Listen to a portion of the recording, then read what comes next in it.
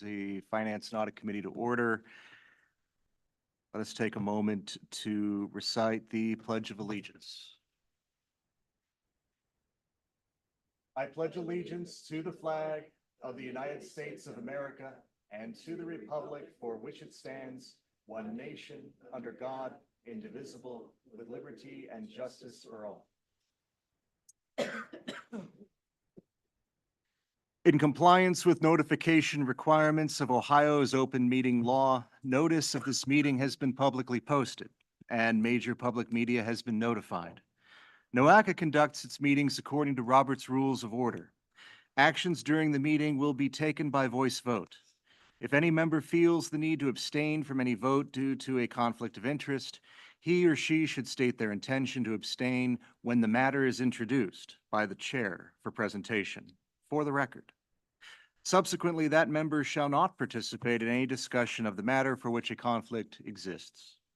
According to Robert's Rules, absence from a meeting does not require a member to abstain from voting on the minutes. If the member still wishes to abstain, he or she should state their intention for the record.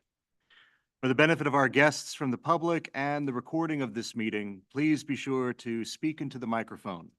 The microphones can be turned on and off using the gray button on top of them. They are on when the light is blue. Next item on the agenda is the minutes. Are there any corrections or additions? Can I have a motion to approve? Motion by Mr. Dever. Is there a second? Second by Mr. Hajar. Any discussion? All those in favor say aye. Any opposed? The motion is approved.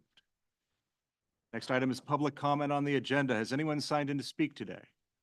I understand no one has signed in. There being none, we will move on to the next agenda item. Next item is the chair's report and the executive director's report. Is there an executive director's report today? There is not. Thank you. Very good. Then we will move on to the action items. Item A is compensation study recommendations. Presenters Grace Galucci and Lindy Burt. Good morning. This item is coming back to the Finance and Audit Committee. Approximately a year and a half ago, we came to you in the previous budget process to ask for an increase for staff as a cost of living. And we based it at the time on federal Social Security increase, and the amount was 8.7%. The Finance and Audit Committee declined to act upon that and instead directed us to conduct a compensation study that would look at market values and give a more appropriate increase amount. And so we have now concluded that compensation study, and I will turn it over to Lindy Burt to give us the details. And we also have the folks from Clemens Nelson, who was our consulting firm, who will actually give the presentation. Good morning. Thank you, Grace. So the action being requested under this item is for the to recommend this item to the Executive Committee for placement on the September 2024 Board of Directors agenda. That item being approval of salary adjustments to implement recommendations of a compensation plan that was conducted by Clemens Nelson. There's no prior formal action on this item. And with that, I would like to introduce Heidi Miller from Clemens Nelson, who led the study.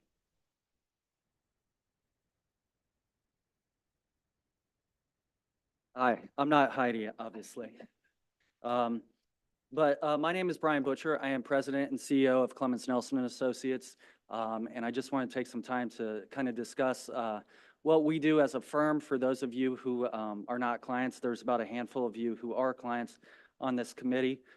Clemens Nelson is an HR and labor relations firm that we primarily focus on public sector. We service about 300 public sector clients across the state of Ohio and neighboring states. We were founded in 1976. It's an entire employee-owned company. We have about 30 employees in 4 different offices. One of our specialties, at least over the last decade, has been looking at compensation for public employers. And Heidi Miller is the individual who manages this division for the firm. So I'm going to turn it over to her to give you a high-level overview of what we did for NOACA. Perfect. Okay, so switching gears here. So when we did this study, just talking about kind of the main components of it. So basically, part of the study included a market study, and that's where we went out to similar organizations and compiled wage data. And then another major component was actually analyzing the current structure and then providing recommendations to that structure based on the market data and then also based on, best practices and how to move forward in a positive way. And then, of course, we prepared recommendations from there. So as part of the wage study, we did look at, or at least we requested information from 30 different entities. Of those 30, 14 responded. That is a typical response rate. I know that's always a question about getting all responses, especially when you start to kind of go out of state, it becomes a little bit more difficult. But that is a typical, the 14 out of 30 is common. And you'll see those different entities listed here on the screen. And what I ended up doing, so I looked at the data as it came back, exactly as it came back and did an analysis. And then I also did looking at the cost of living index, I applied a multiplier to basically even out that data, just to make sure that it wasn't skewed one way or another. We did look at 40 different classifications for the wage study. We also, as part of that, the information that we requested was essentially their wage ranges, so their minimum rates of pay and their maximum, and then we also asked for what employees are currently making in that position. There were some positions where we had limited data, and basically that's like three or less responses. For those positions, we just pulled them because we don't want it skewing our overall results. And then we compile those results by classification, and then we essentially come up with these findings. And so these findings are going to be comparing NOACA to the market average. And what that is basically that minimum rate of pay, so where employees are starting or, the minimum for that position, that is at just over market at 0.68%. Quite honestly, you can't get more perfect than that when trying to compare the data. The maximum is over market at 4.59%, still well within a good range of where I'd want to see that. So really from a market perspective, competitive, doing really well. So then from there, as I had mentioned earlier, another major component to the study was the analysis of the current structure. And to kind of lay it out in a way, when I looked at it, basically you had different, it was broadband. So you had different grades, and within each grade you had these different levels, an A1, an A2, a B1, a B2. And it was a little complex, and it would be, for somebody coming in, if they were kind of picking up the plan and looking at it and trying to kind of determine how to move forward with that plan, it would be a little bit difficult. And it basically, kind of eliminated or hinders some transparency and kind of can leave NOACA vulnerable to some inconsistencies in how it's administered. So I really started to focus in on how that pay scale could be restructured. And then also some of those pay ranges were in fact too broad, especially as you moved through the scale. And then there was some compression. So what that means is it was what we call horizontal compression. So basically you had quite a few employees near the bottom of the pay scale. So, and you want to look at different ways to try and help move them through. So ultimately, what we ended up recommending is this pay scale that's here on the screen. This is essentially just kind of simplifying what was already in place. So rather than having those kind of sub-pay grades within each grade, it's just a minimum and a maximum. You'll see the classification titles listed there as well. And then one of the major things that we also ended up doing was breaking out the administrative positions from the technical positions. Because what was happening is there were certain positions that were falling, they'd fall into that administrative category, but they were kind of being lumped in with some of those technical positions. So overall, where we kind of landed, obviously, we recommended the pay scale. With that pay scale, we have drafted a compensation plan administration manual, something that NOACA can use going forward. So that way they have some guidance on how to administer that plan. And then the other thing that we spend a great deal of time on is talking about current employees and how to determine where they fall within this new structure. So we kind of did it in two ways, in that we determined where they should fall based on their time and position. And then we also, if they were already slotted where they needed to be, in order to kind of keep them moving through and eliminate some of that compression that I just talked about, we did at least a 4%. So at least a 4% or where you needed to be based on your time and position. So where that ultimately landed us was an average increase of 4.62% across the board, with an estimated cost to implement of $150,000. So any questions for us? Are there any questions for the presenter, Ms. Tewan? Can you go back to the last slide? That one? Yes. Okay. So how did you get to the minimum of at least 4%? So to be honest, it was kind of taking into consideration a cost, so a budget, if you will. And it was just getting them far enough through that if you bring somebody in tomorrow, that they're not essentially making the same rate of pay. So it's just to advance them through. Is it based on seniority, time with the agency? Not the 4%, but if anybody was slotted to get more than 4%, that's because of their time and position. So that is in fact, kind of tenure based. Thank you. You're welcome.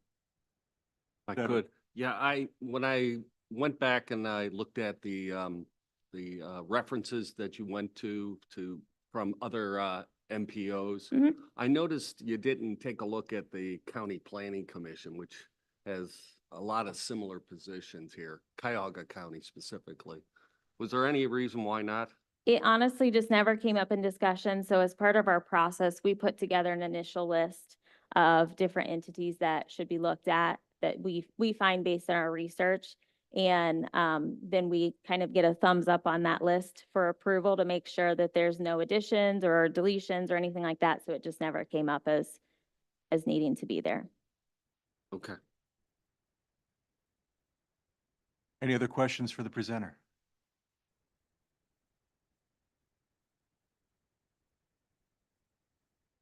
Thank you. Thank you. Thank you. Ms. Galucci? Yes, I just wanted to clarify that although the average increase of 4.62 applies to staff, it does not apply to me. My salary is contractual, and therefore I would not be part of this $150,000. Okay, thank you for the clarification, Ms. Galucci. Okay, so to continue with this item, the financial impacts would be to implement the recommendations during fiscal year 25. Estimated cost will be $150,000 for those salary adjustments. Next steps, pending board approval, NOACA would implement the recommended one-time salary adjustments and implement the new class and compensation structure plan related to administrative procedures.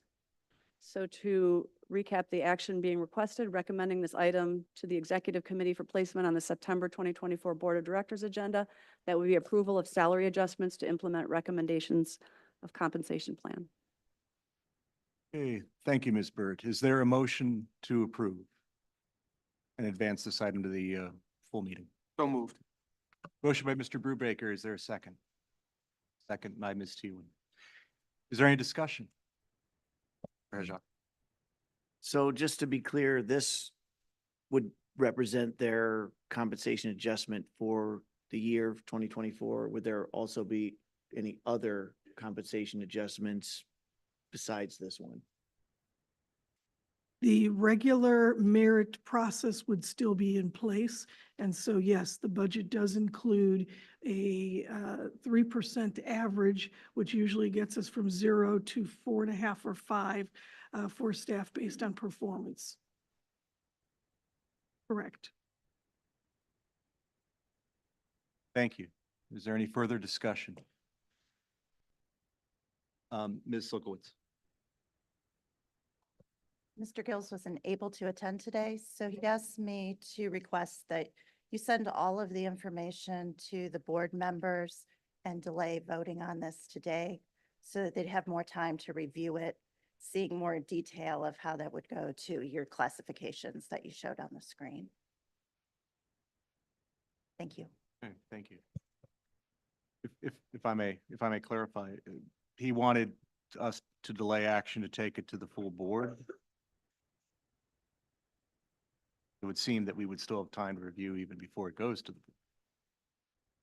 but When you can't get to the full board unless it goes through this committee. Okay. So the request is in conflict with the process.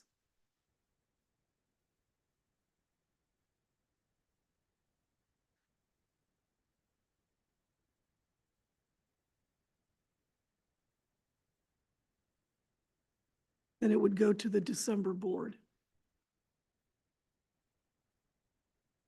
thank you.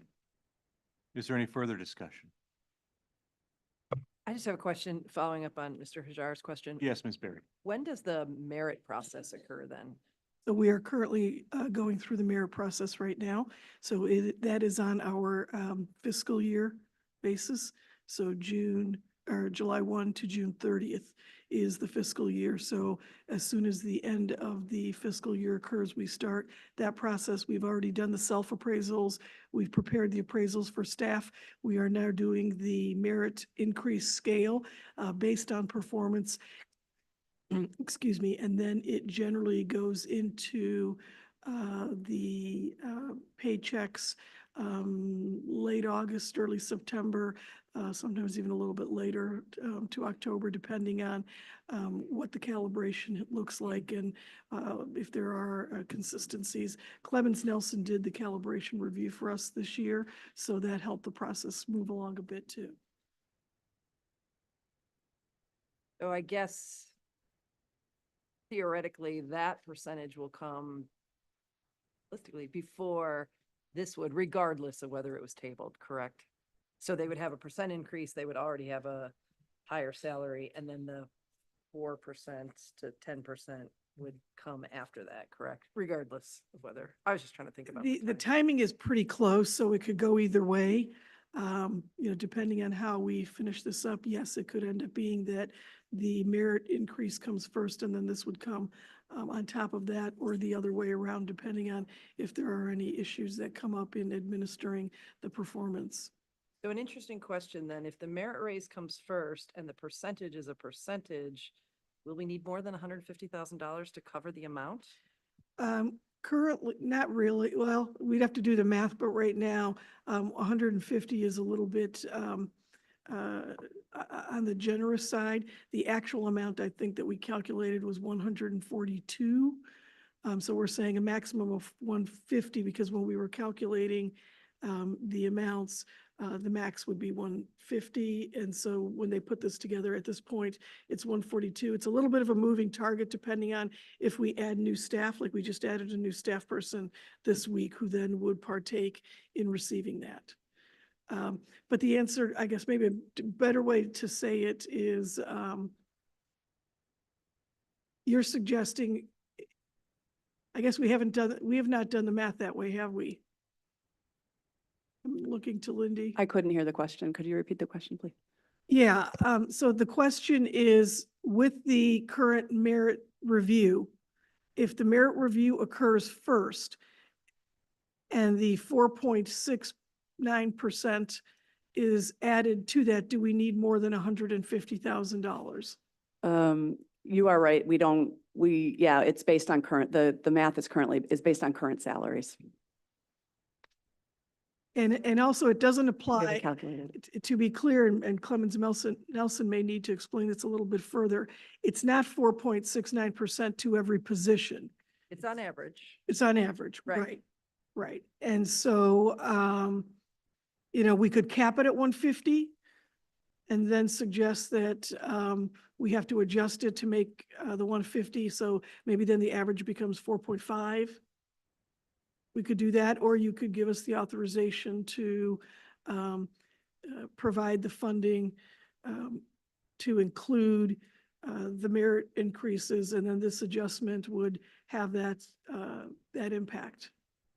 I guess it just seems like a number the board should understand, like what the full number is. But then you brought up another question about a new employee qualifying for an adjustment. That doesn't make any sense. I would think now that you have a classification, wouldn't the new employee just come in at the appropriate salary? That was the whole purpose of doing it. So they wouldn't get this percent or a merit percent, correct, if they're brand new? Right, but they came in under the old Oh, so they're already scale, so higher. they're already off. I'm sorry, okay, Yeah. then you're correct, my bad. So- Yeah, got it. Isn't the question whether Yes, the sir. the merit raise is on the new adjusted salary or before or after? I Correct. guess?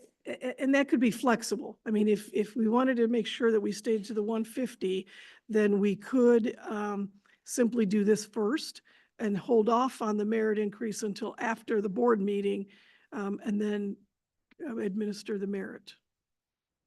Then we would be certain not to exceed the budget. I don't have a recommendation. I don't want staff to not get the salary they should get. I guess I just want to make sure the board ultimately understands what the full impact is financially. So But those are good modify questions. the number and bring it back to the full board when it goes to the full board, and that's what they would vote on, would be a slightly different number, and obviously we could explain why. Okay, That, I guess that would make me comfortable. I we don't could, wanna we could do expect that. Take it away. And I do have a question. I may have missed this, and I apologize if it was in the presentation. Was there an effective date that was proposed for these raises? Or would it go back retroactively to a particular date, or is it prospective as to Sure. whenever It is, it would be taken up? it is for fiscal year 2025, which would mean it would be retroactive to July 1 of 2024. So if we were to table to study the numbers further, unless we were to change that aspect of the raise, ultimately the employees are going to get their raise retroactively to July 1st. That would be correct. Okay.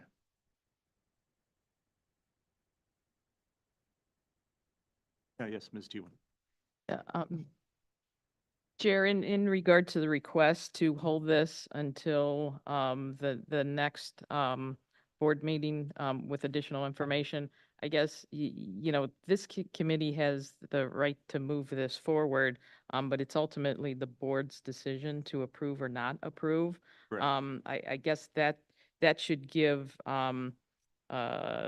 County Engineer Gills the opportunity to review the documents, and he can vote on it at that time, whether he chooses to approve or disapprove of the request. So my recommendation would be, if this committee feels comfortable moving it forward, that we move it forward, and then at the board, there can be the appropriate action and vote at that time.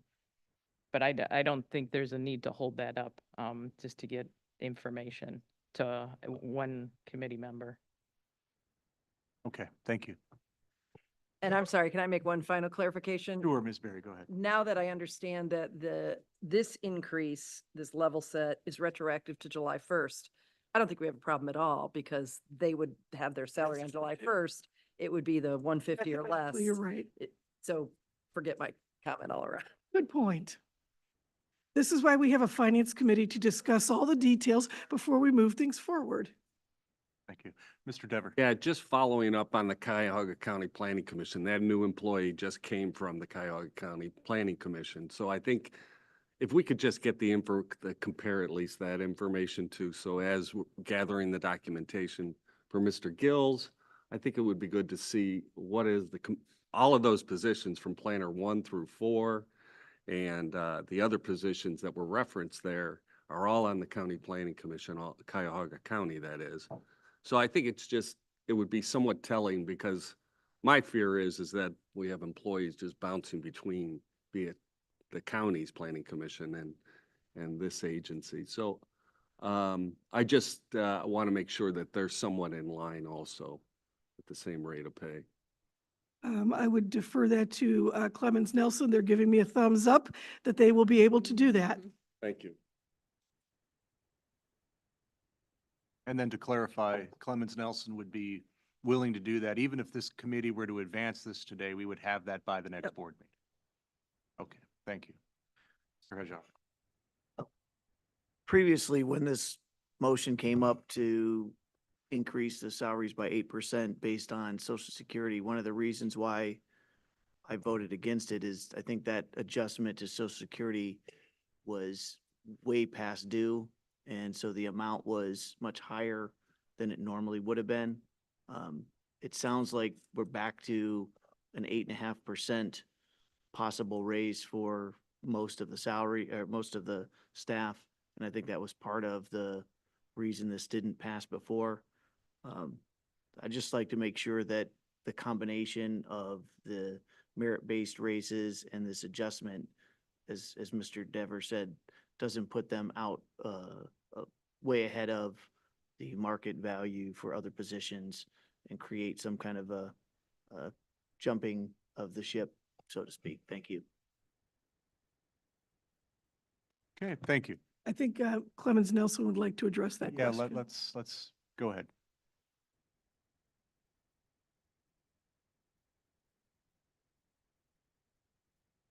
Even though the employees may be realizing, like you referred to, a potential close to 7 or 8%, what we found from the study perspective is the minimum and maximum are actually with the market. So when you look at compensation theory from a holistic perspective, you want to be able to recruit at the low end, you want to be able to retain at the high end. Those are the two, I guess, monumental values when you look at it from a market perspective. So I don't want everybody to lose sight of that. Sometimes, we do these things and people may get an initial windfall and think they're going to go buy a boat or something like that. But that's not what we look at. We look at the minimum and maximum from that perspective.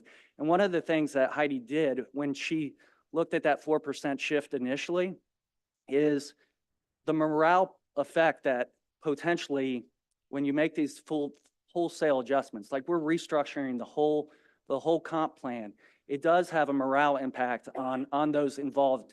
So the idea was, hey, let's get them out in front of it because you're going to have somebody coming in the next day at the minimum. So I just want everybody to understand that it's not scientific, it's systematic and methodical, and there are human resources reasons that we make these recommendations as well. So.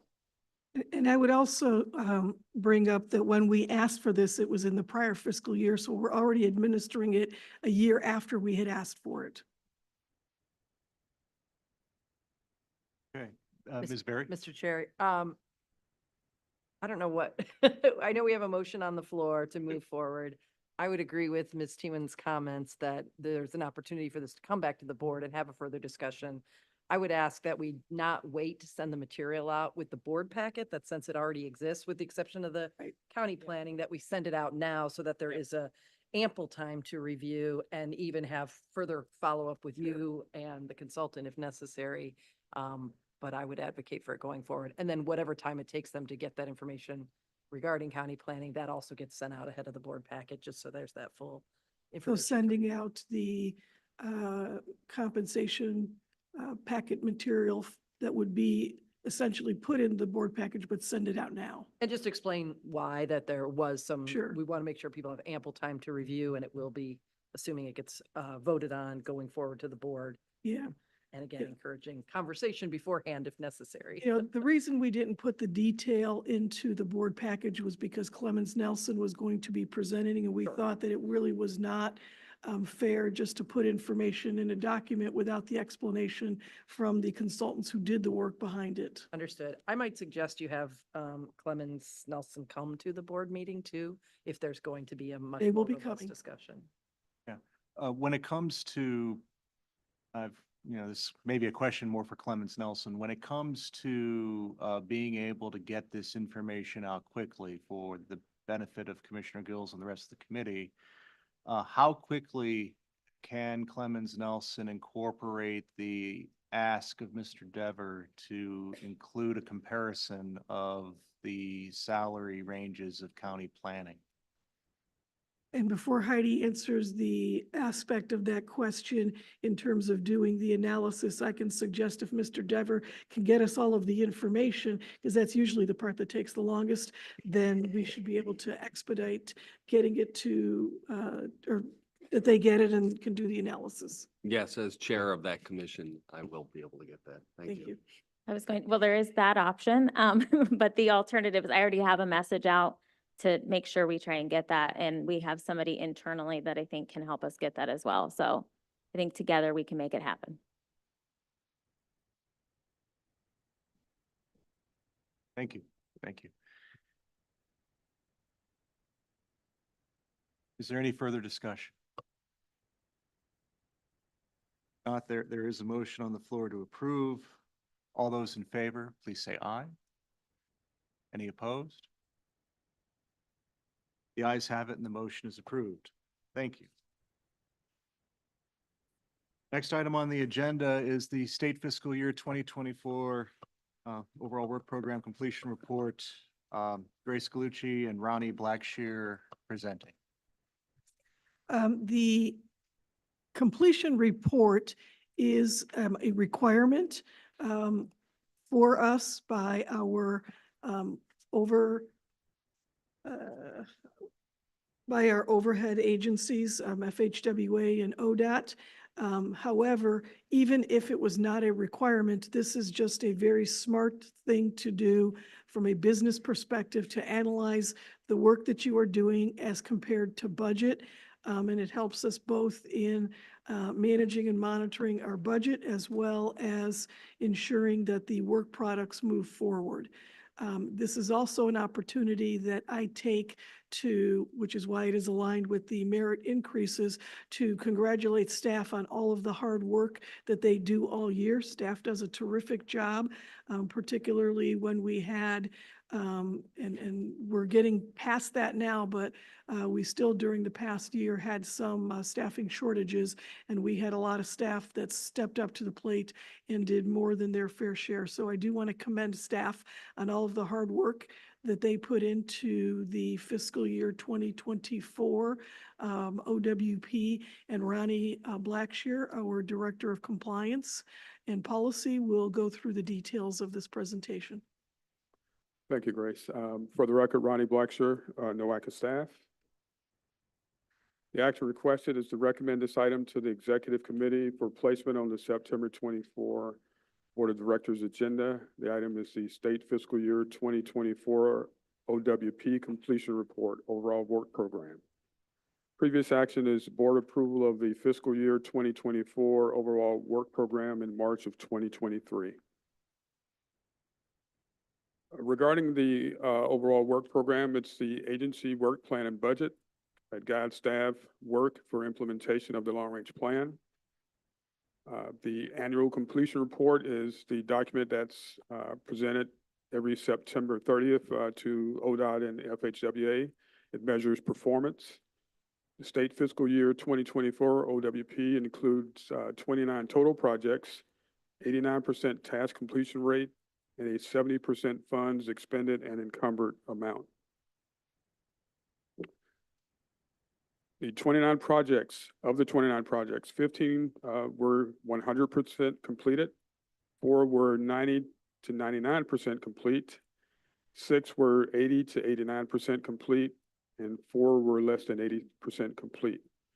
The OWP average completion rate for the projects is 89%. As far as projects being 100% complete, it includes local planning and collaboration efforts, air quality planning administration, local water quality planning, 604B water quality planning, brownfields revolving loan fund program, project planning review, intergovernmental review and consultation, modeling and data analysis. And this report is also in the packet of the completion report that was available online. Continuing with the 100% completed projects, the evolution of future infrastructure and technology, regional safety program, transportation asset management, long-range plan, climate action planning, public engagement, comprehensive economic development strategy or SEDS, planning, administration, and operations management. Projects that were 90 to 99% complete included Ohio EPA Biennial Water Quality Program, non-motorized modes of travel, ride share, and the overall work program. Projects at 80 to 90% complete included enhanced mobility planning, transportation improvement program and funds management, sub-area and corridor studies, transit and rail planning, regional freight planning, and Transportation for Livable Communities Initiative, TLCI. Projects that was less than 80% complete included air quality, public education and outreach, congestion management plan and traffic operations, signal timing program or STOP, regional infrastructure accelerators demonstration project.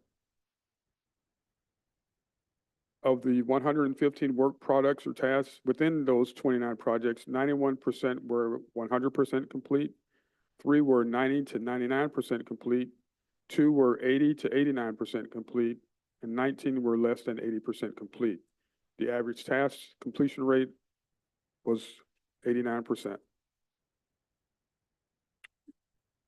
There are projects that are extending to multiple years. And the way they were broken up this year for fiscal year 24, that we just completed and we're into fiscal year 25. The Arizona sub-area study, 30% in 24, 70% in 25.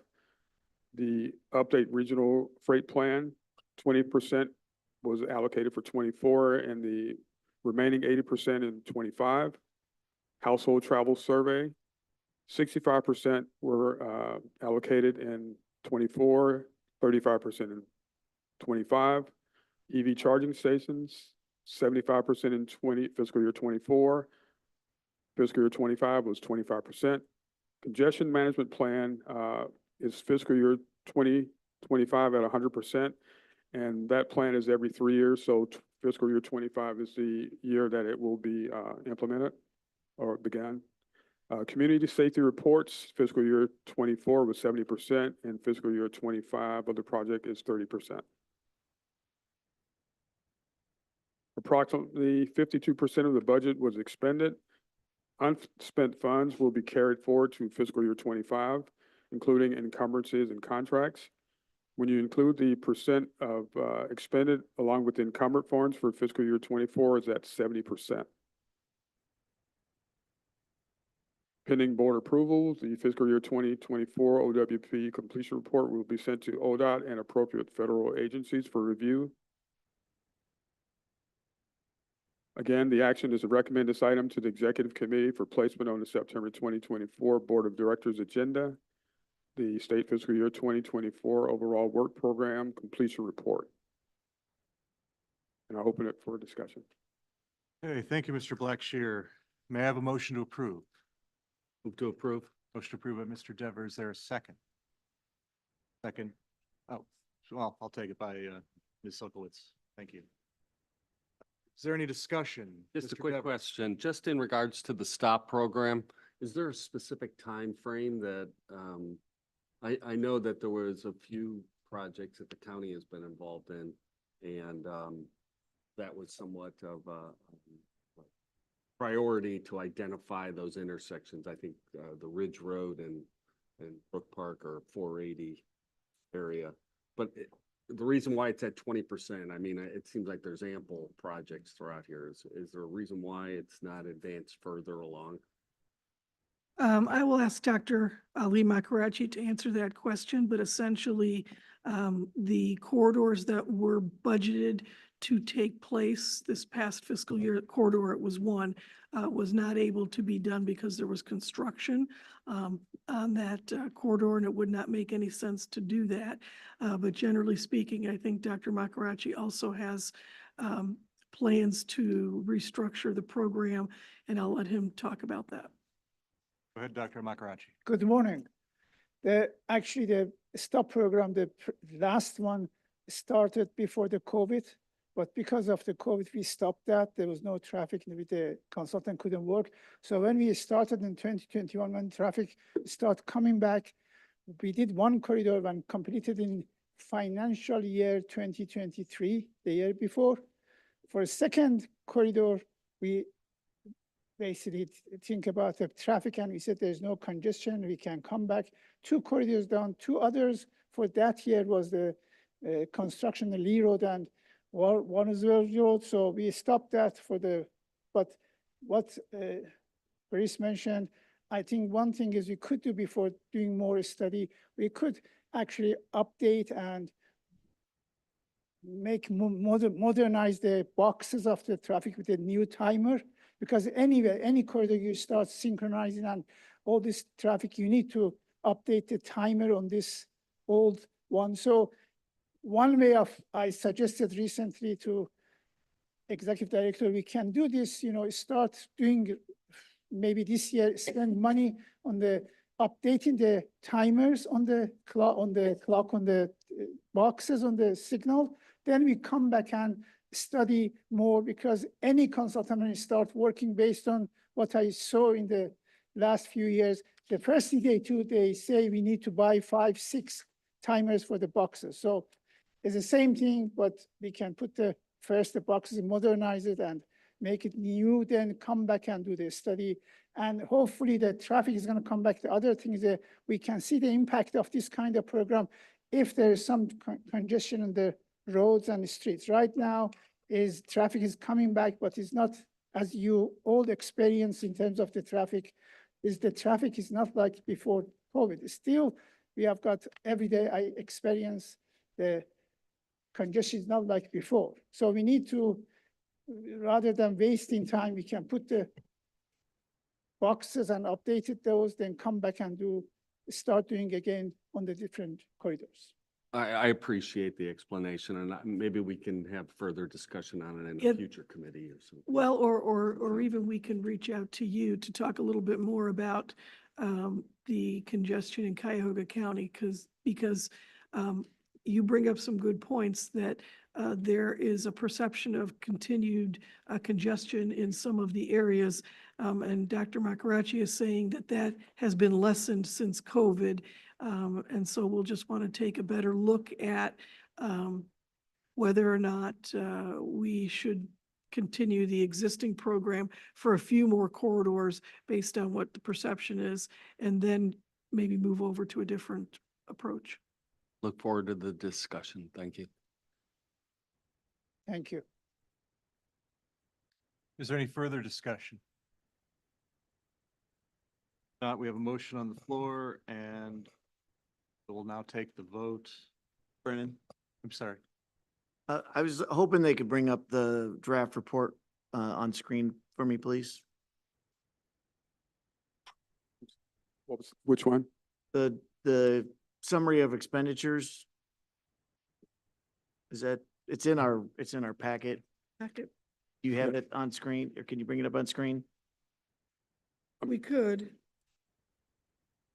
Just trying to get some clarification, because there's 70% of the funds have been expended for 90% of the projects.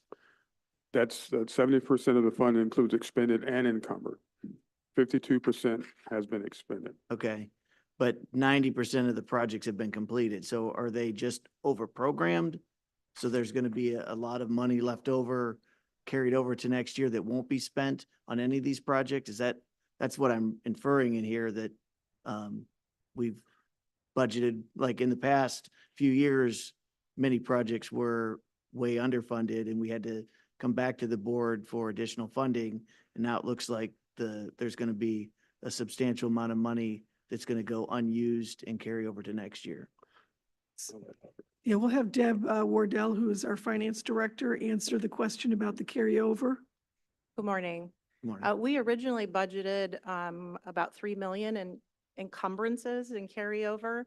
In the budget amendment, which is next, we'll explain more in detail some of the differences and why that is.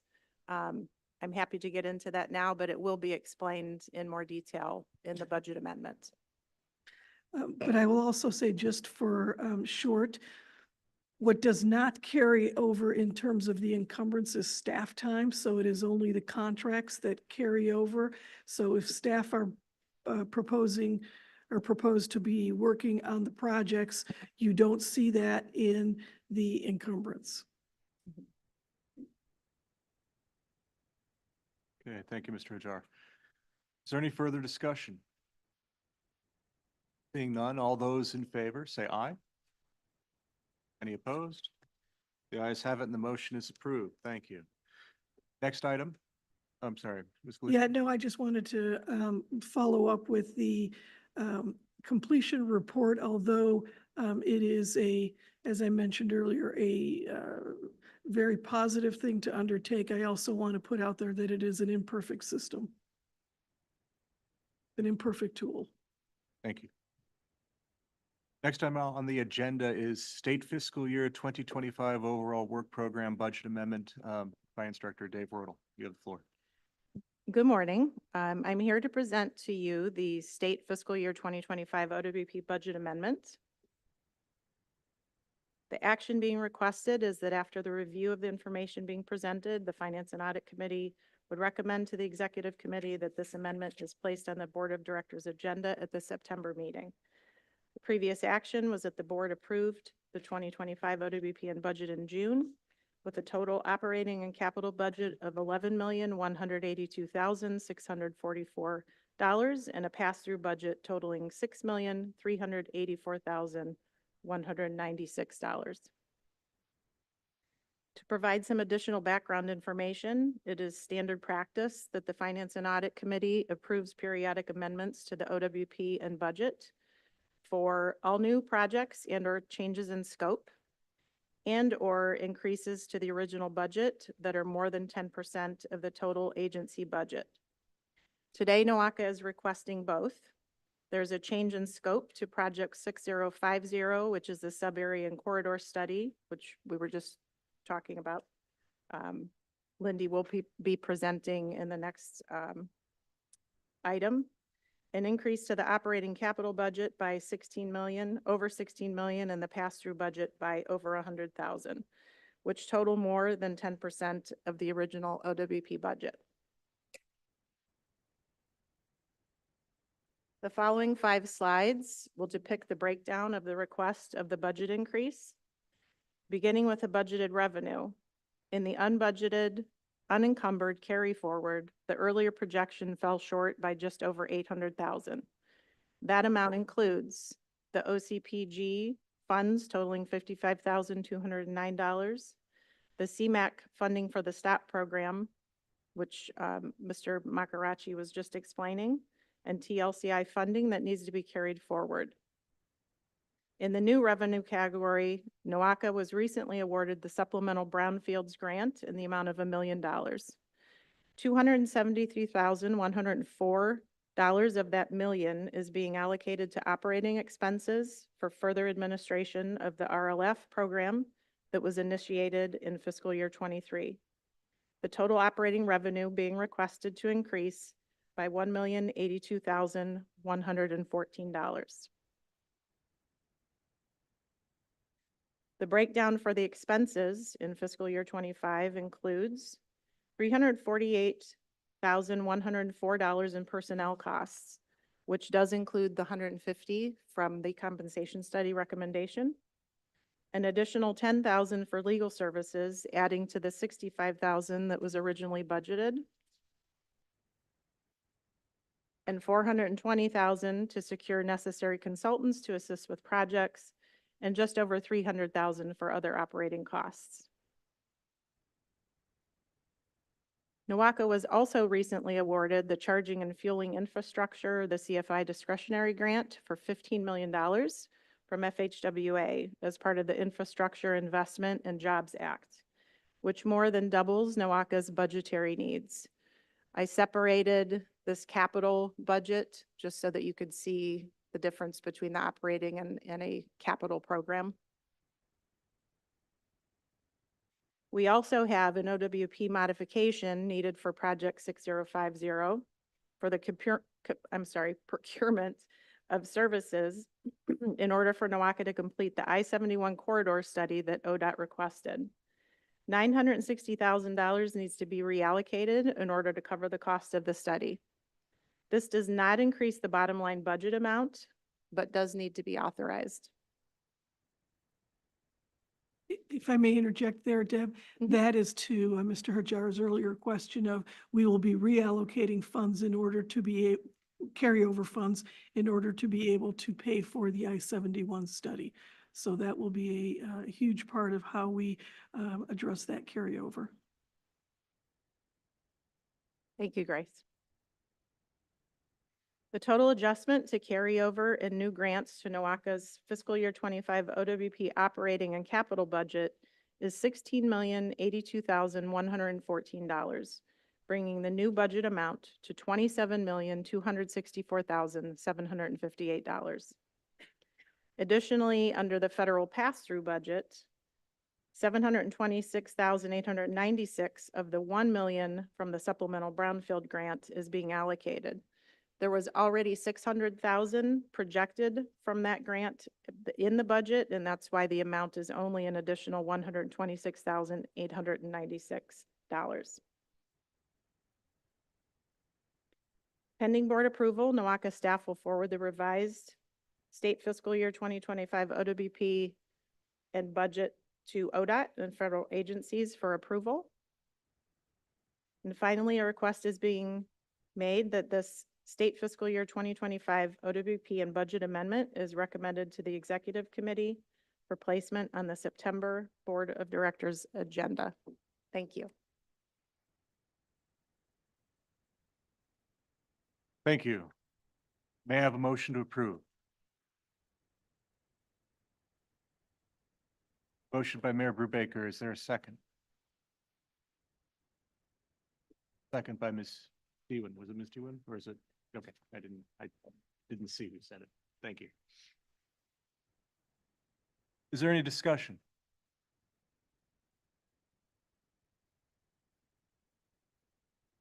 If there is no discussion, we'll proceed to the vote. All those in favor, say aye. Any opposed? The ayes have it. The motion is approved. Thank you. Thank you. Next item on the agenda is procurement, the I-71 corridor study, presenting Grace Galucci and Lindy Burt. So the I-71 corridor study is a very significant study that we'll be undertaking. It is significant for many reasons in addition to the large dollar amount. But it is intended to develop potential alternatives for the study area along I-71 in Strongsville, into Brunswick. The analysis or the study will look at the feasibility of potential alternatives and recommend solutions. We expect it to have a duration of 2 years. And the issue that makes it really significant is that we've had essentially a breakdown between two communities.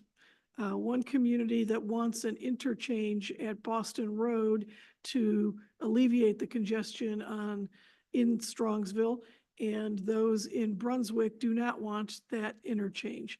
And so this is an attempt to develop a solution that would be amenable to all involved. So if an interchange is not proposed, what would be the other alternatives that we could move forward with to alleviate that congestion? There's nothing off the table. It is a study that will be done from the bottom up. Lindy, I'll let you go through the details of the procurement and the review of the project. Thank you. So the action being requested under this item, recommending it to the Executive Committee for placement on the September 2024 Board of Directors agenda. That item being authorizing the Executive Director to enter into a contract with HDR Engineering Incorporated to conduct a transportation planning study of a sub-area of the I-71 corridor. No prior action on this item. So this slide, these next several slides are an overview of the project itself. The slide before you shows you the study area. There have been many studies done of this area in the past. Those that we know about include a 1999 study done by NOACA, the I-71 and Boston Road interchange. Another one done between 2012 and 2015 by ODOT, I-71 and State Route 82 interchange. A third in 2017-18 by NOACA, again, I-71 Boston Road interchange. And then most recently in 2023, City of Strongsville conducted a study, the I-71 and Boston Road area feasibility study. So what makes this one, what distinguishes this, we think, from past studies is in part the modeling that will be done. Past studies have used macro and meso level modeling, which doesn't give a whole lot of detail. It's a higher level type of modeling process. For this study, we will use micro level modeling, which will give a lot more detail of the system and its components. And then the other component that we feel distinguishes it is we asked for increased public engagement for this particular study. So that is the first component you see on the list before you, which will include 4 public meetings, including a kickoff meeting. The next component would be assessing existing conditions in the study area. Third would be to develop performance measures. This would define a set of accessibility, connectivity, and mobility and operational efficiency measures against which we will evaluate the alternatives that the consultant comes up with. And then the next component would be to conduct analysis of all the alternatives that are identified and recommend final alternatives for incorporation into a strategic plan. And then another component of the study, depending on the results of the study, there is an optional component that's been included, which would be an interchange justification study or modification study. And of course, that's if needed. And again, depends on the results of all the other study components. For the procurement of this item, NOACA issued an RFP for a 4-week period between May 28th and June 25th. One of the requirements was that consultants had to be ODOT pre-qualified in several relevant areas of expertise. We received 2 proposals in response to that RFP. There was also a DBE goal set by ODOT on this project of 5%.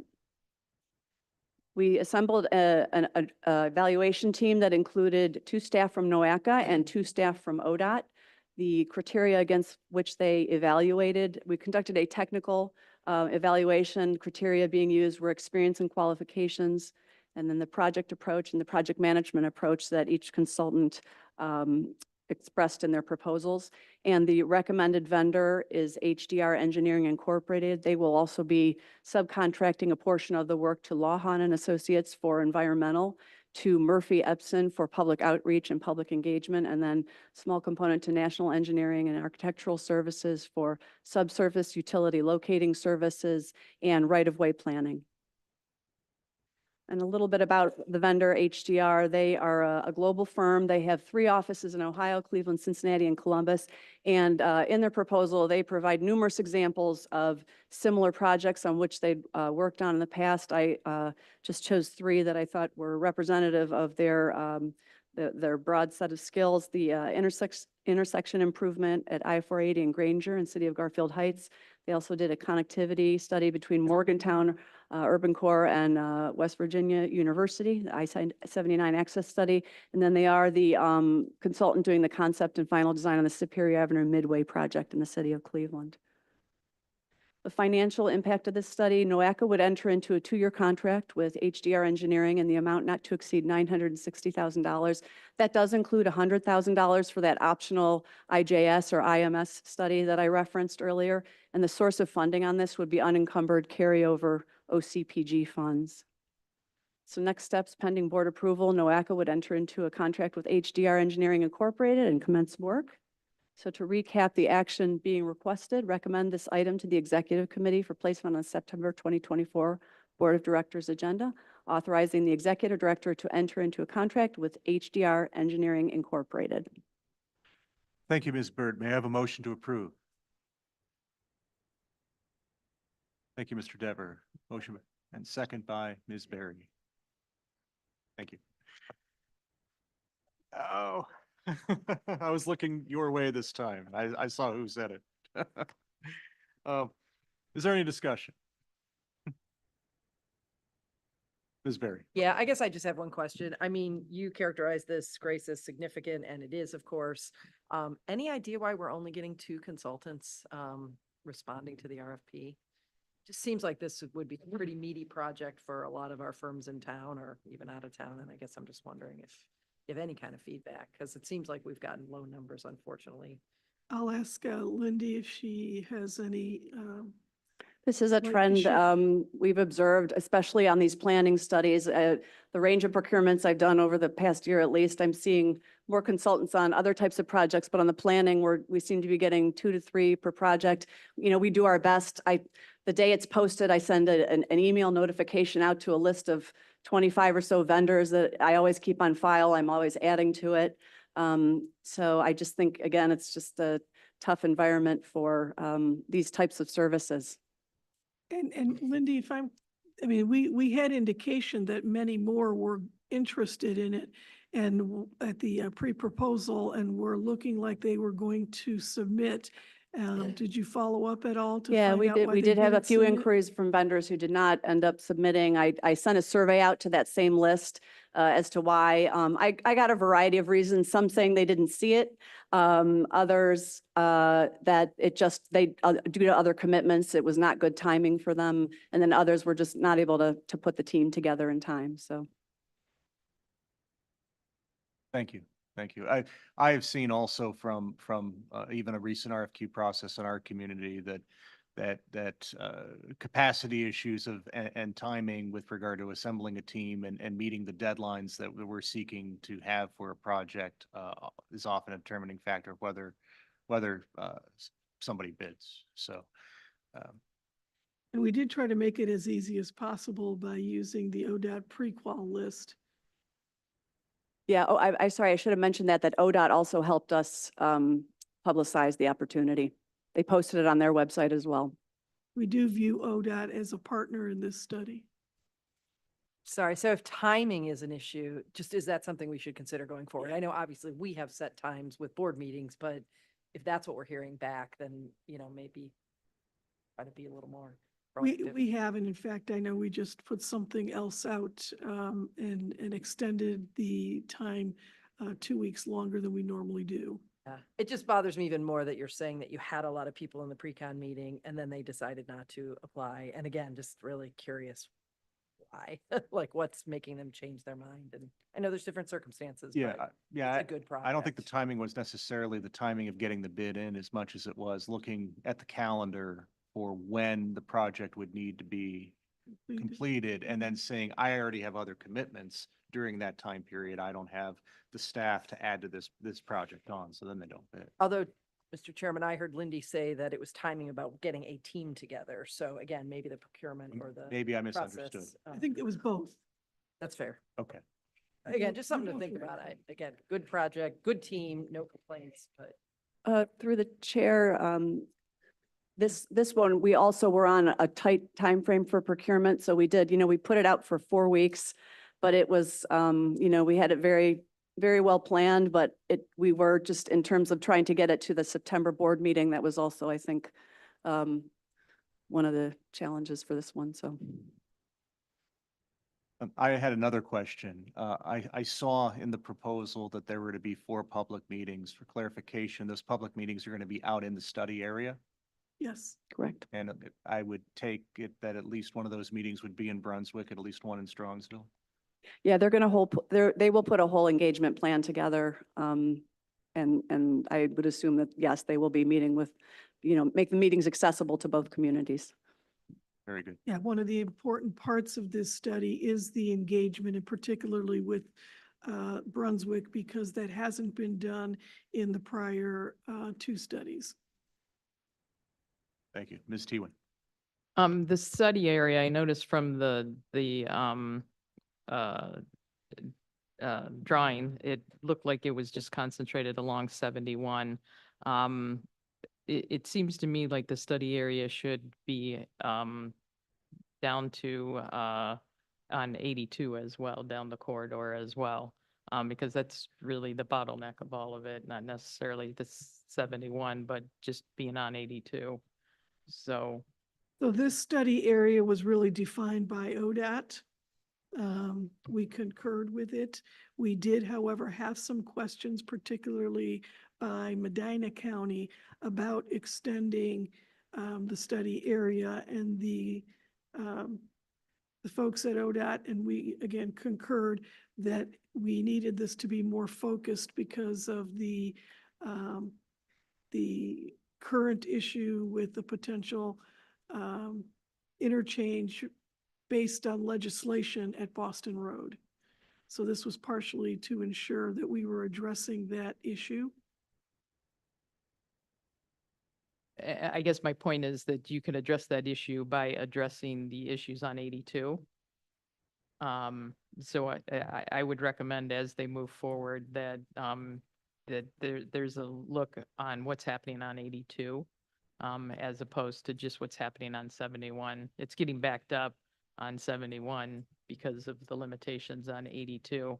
And also, you know, it really comes down to land use too. What's Strongsville doing with their land use and, you know, encouraging more growth in that area? You know, they're encouraging more growth, and it's the end result is an impact on Brunswick. So it should be more than just a traffic analysis on the interstate system. Yeah, and if I mischaracterize, I may have mischaracterized it. It will be, I mean, I'm not exactly sure where 82 is on this map. Rollton Road. Oh, Royalton Road, okay. So the 82 will be looked at, but only between the footprint that you see on the screen. If that makes sense. So it is more than 71, but characterized within the corridor of 71. Mr. Dever. If I could, if Lindy, as the project moves along, if you can keep both the Medina County engineer and our office involved in some of these discussions to know when they're happening. Thank you. Yeah, I would anticipate that there will be some type of stakeholder group, and that absolutely you would be a part of that, along with the county engineer of Medina County in Brunswick.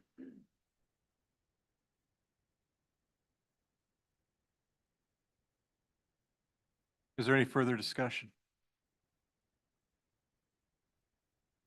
Seeing none, we will proceed with the vote. All those in favor, say aye. Any opposed? The ayes have it, and the motion is approved. Thank you. The other thing I wanted to mention is that we are currently in the process of hiring a new staff person to manage that project, manage the contract. Very good.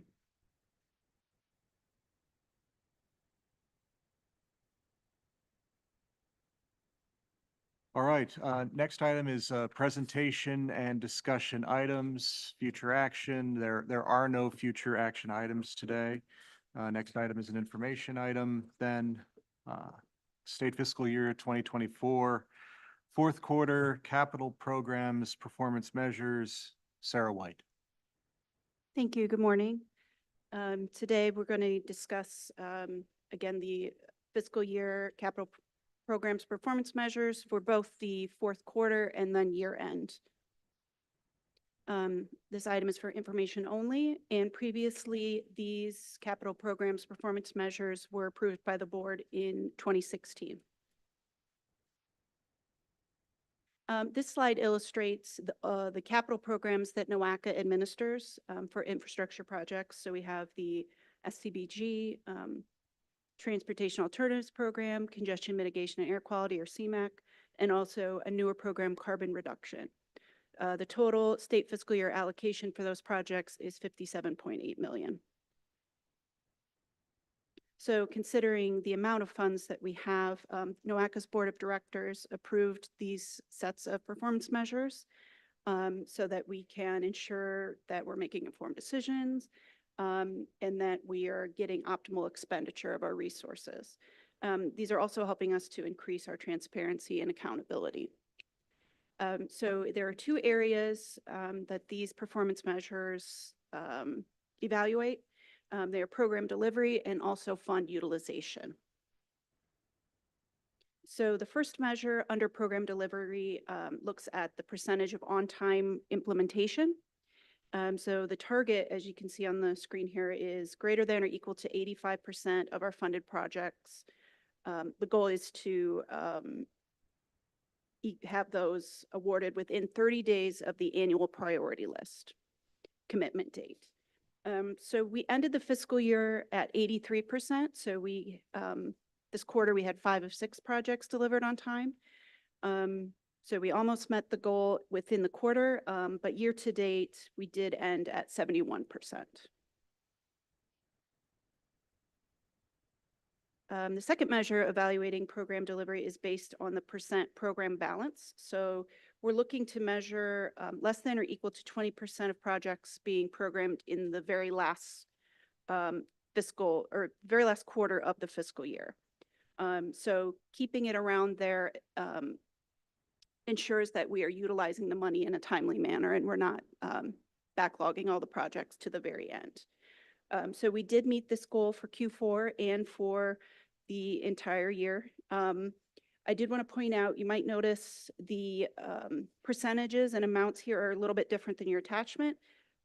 So when we evaluate these performance measures, we utilize ODOT budget reports, and we mistakenly added 2 inputs into the overall calculations that were already included in ODOT's budget. So we captured these figures on both sides of the equation, so actual and budget. So the proportionally, the change wasn't too drastic, but we still had a percent change nonetheless. But we did meet the target for this program measure. So our next category of measure is fund utilization. Here we look at the percent of estimate accuracy. So when we go into a project, we're looking to measure the variance between the funds committed to the project and then the eventual sale total of the project. So if we're looking to meet the goal within plus or minus 10% variance. This quarter, we did well. We were within 4.3%, and year to date, we were within 9.4% either way of the project budget. And then lastly, under fund utilization, we have percent of funds encumbered.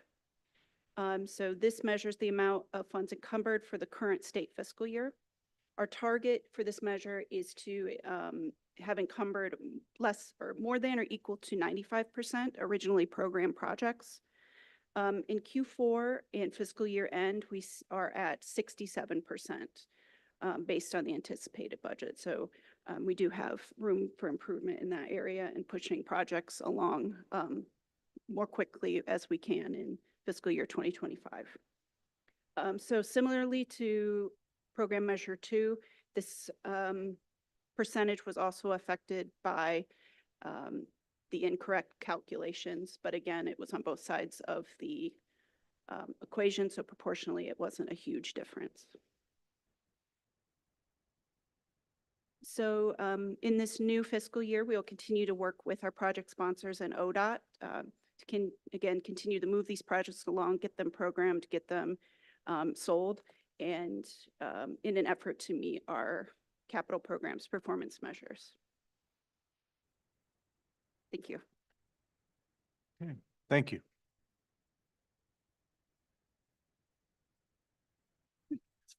Were there any questions for the presenter before we proceed? Very good. Thank you, Ms. White. Next item are reports and updates. financial report and the Brownfields revolving loan fund quarterly report. The financial report and the Brownsfield revolving loan fund report were included in the meeting packet. If there's nothing further on that, we will ask if there's any old business. Seeing none, is there any new business? Seeing none, may I have a motion to adjourn? Motion by Mr. Dever, second by Ms. Berry. All those in favor say aye. Very good. The next regular meeting of this committee is Friday, November 8th, 2024 at 8:30 a.m. here at NOACA offices. The meeting is adjourned. Thank you. Yeah, it's always fun to chair them. Yeah, we, recently. Position.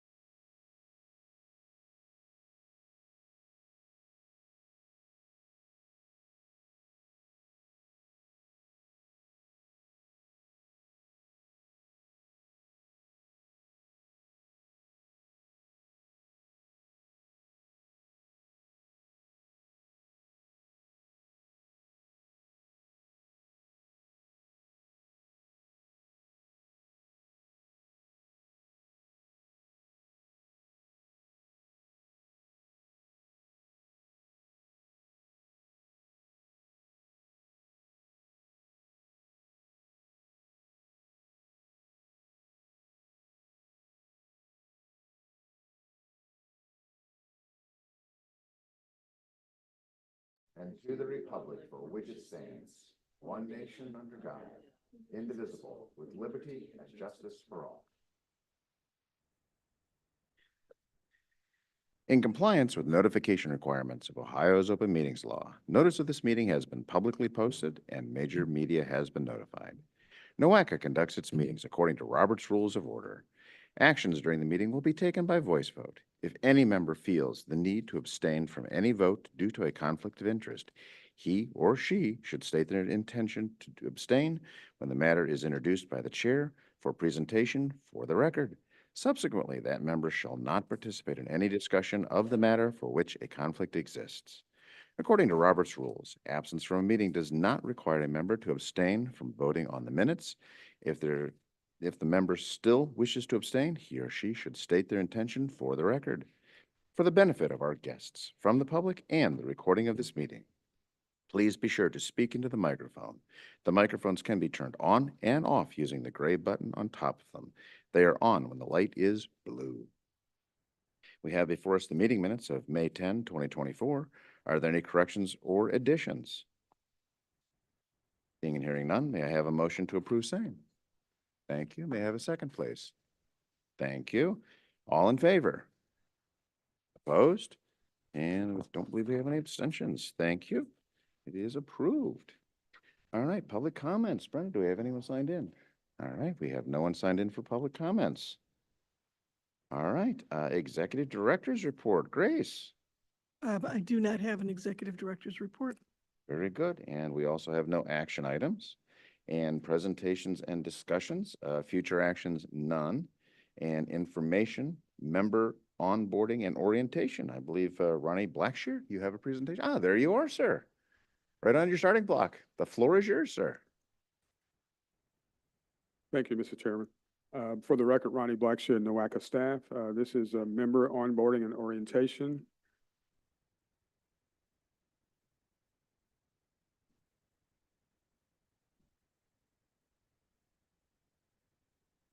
No action is required. The committee is asked to just continue discussion of the onboarding and orientation process for new board members and alternates.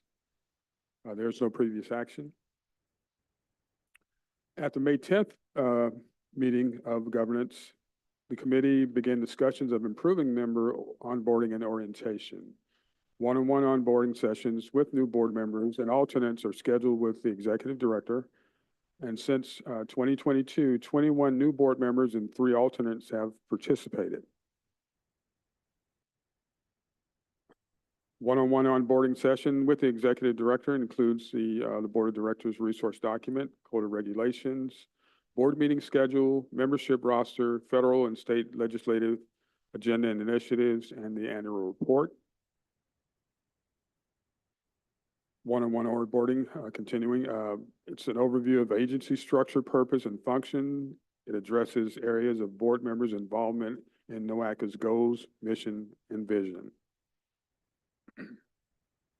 Regarding NOACA one-on-one presentation to new and existing board members, it gives an understanding of the agency, committee structure and activities and it's also placed on the January board agenda every year, meeting time permitting. In October 2023, a special presentation was held for all board members.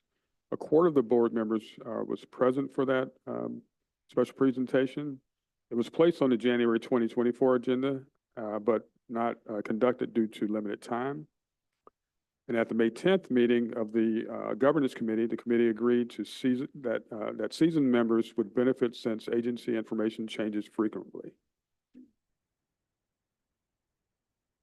As far as suggestions to improve presentation participation, the one-on-one portion considered was brought up, and also we're looking at possibly a webinar-based presentation, continued in-person presentations for seasoned and new members, including the alternates, and also to provide presentations to member agencies every 2 years due to the change in information of our agency. There is no financial impact. And the next steps is discussions at this meeting and suggestions for improvement should help to provide methods to encourage and improve member participation.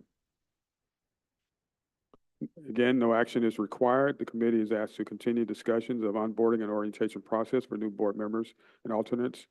Now I'll go back to the slide regarding the suggested steps for improve of the one-on-one presentation. I'll open it for any questions or your discussion. Very good. Thank you, sir. Do we have anything for Ronnie? Yes, ma'am. I just want to say that one of my colleagues and I, who are both new alternates this year, just went through the onboarding in person, and it was extremely helpful and it was good. Thank you, Grace, for just sitting down and having that conversation. I do, now that I've been through it, think that it is really important to have an in-person for every board member and alternate that's new. It still, I think, is maybe not a bad idea to have that webinar or other opportunity if people want to refresh. But really sitting down and talking to you one-on-one, it helps a lot. And I just want to thank you for your time, and I'm glad we had the opportunity to do that. Yeah, my pleasure. I think it was very productive. And I will say that there has never been a situation where a new board member declines the one-on-one in person. So they all have attended at least that. Most usually decline the one-on-one refresh, yes, or the more detail, yeah. But we'll try to get that to be a little more exciting, and maybe we'll get some folks participating. Excellent, excellent. Anything else for Ronnie? Excellent. Well, well yeah. done. Through the chair too. What I'm sorry. location was the meeting held? Was that here or? Oh, Was it- we came here, you yeah, and came it was there, again, okay. just, it was two of us, Mhm.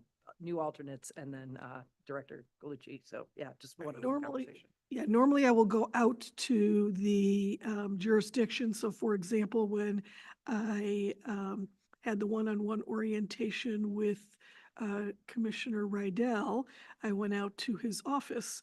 And at the time, it was right after the election, but before he was sworn in. And so it was actually at his construction brick site, whatever the, I don't know what this company is called, but it was out at his company. He has a much nicer office now. But, yeah, it was a conference room. Yes, and in Lorraine County, we are going to have another board member coming on board next year. Okay, so that probably would be a good thing. Contact me and I'll We'll do that. see how Yeah, I like to do we it can work through that. for new members. I like to do it in December before they're sworn in at their first meeting. Excellent, excellent. Anything further? Sir. Yes, I would say as far as the suggestion of webinar-based presentation, although we're looking at the board members and their alternates, the advantages for those who are on our councils, our subcommittees, even the public at large, that information is available because we want to be able to get the word out as to what NOACA does. And I think that's just an added benefit of having a webinar-based presentation. Excellent point. Very good. All right, if there's nothing further, we'll move on to the other item, advisory council membership. Again, this is Grace and Ronnie. So our advisory councils, at this point, we are speaking of the advisory councils that report to the External Affairs Committee, which is the business, the community, the rural, and the emerging leaders. And they're a good group. They provide advice and guidance on the agency's plans and programs. They give us the contact with the outside world. They have networks, and it's helpful for us to have folks who can connect us to other folks that we may not necessarily be connected to. However, recently attendance at council meetings has been very low. Actually, it's been low since the end of COVID when we stopped doing remote. When we were doing remote, it was extremely high, and they became accustomed to that remote, and so attendance has been low. So we are bringing that to the governance committee because at this point, we have to do something different because we're not even able to get it to dry quorum to approve minutes. So we're thinking about different ways to address that member attendance and participation, and I'll turn it back over to Ronnie to go into the detail. Again, for the record, Ronnie Blackshear with NOACA staff. As far as the action requested, the committee is being asked to discuss and assess the membership of the Business, Community, Rural, and Emerging Leaders Advisory Councils. Although those are the councils that are listed, we are also looking at possibly some of the other councils where attendance may be low in certain cases. So whatever is discussion, we can carry it over to those councils too. As far as the Business, Community, Rural, and Emerging Leaders Council, it recognizes citizen participation as a key component of the planning process, promotes awareness of the programs and policies, provides insight and feedback relative to communities they represent, and assists in promoting and sharing information about NOACA initiatives. Robust meeting participation and two-way discussion is a key to achieving council goals. And unfortunately, council meetings have lacked regular attendance for nearly 2 years. The BAC, CAC, RAC were combined into a single meeting previously, but improving meeting attendance continues to be a challenge. Some of the strategies that's being considered for improved meeting attendance: ensure members understand the purpose and responsibilities outlined in the charter, a clear communication on the importance of attendance and active participation, realizing the value and impact of participation are more likely to make attendance a priority, and strategic consolidation of the advisory councils, similar to what has been done in the past. Again, there's no financial impact, and the consensus of recommendations made by the governance committee will be implemented if there are any. The committee is being asked again to discuss and assess the membership of the Business, Community, Rural, and Emerging Leading Advisory Councils. And I'll go back to the slide regarding the strategies for improved attendance and open it for any questions or discussion. Anything for Ronnie? Ma'am. Yeah, I guess I really do believe in the importance of meeting in person. So I think that is good that we've gone back to that. Have we done this kind of outreach to I haven't been to a council meeting, so I don't know what is discussed or how, valuable it is to the folks that are involved. But I guess maybe having those conversations with some of the members and or possibly looking at different membership if for some reason those individuals don't want to participate anymore, or even those organizations, just to make them more robust if in fact they're providing value to NOACA and the team.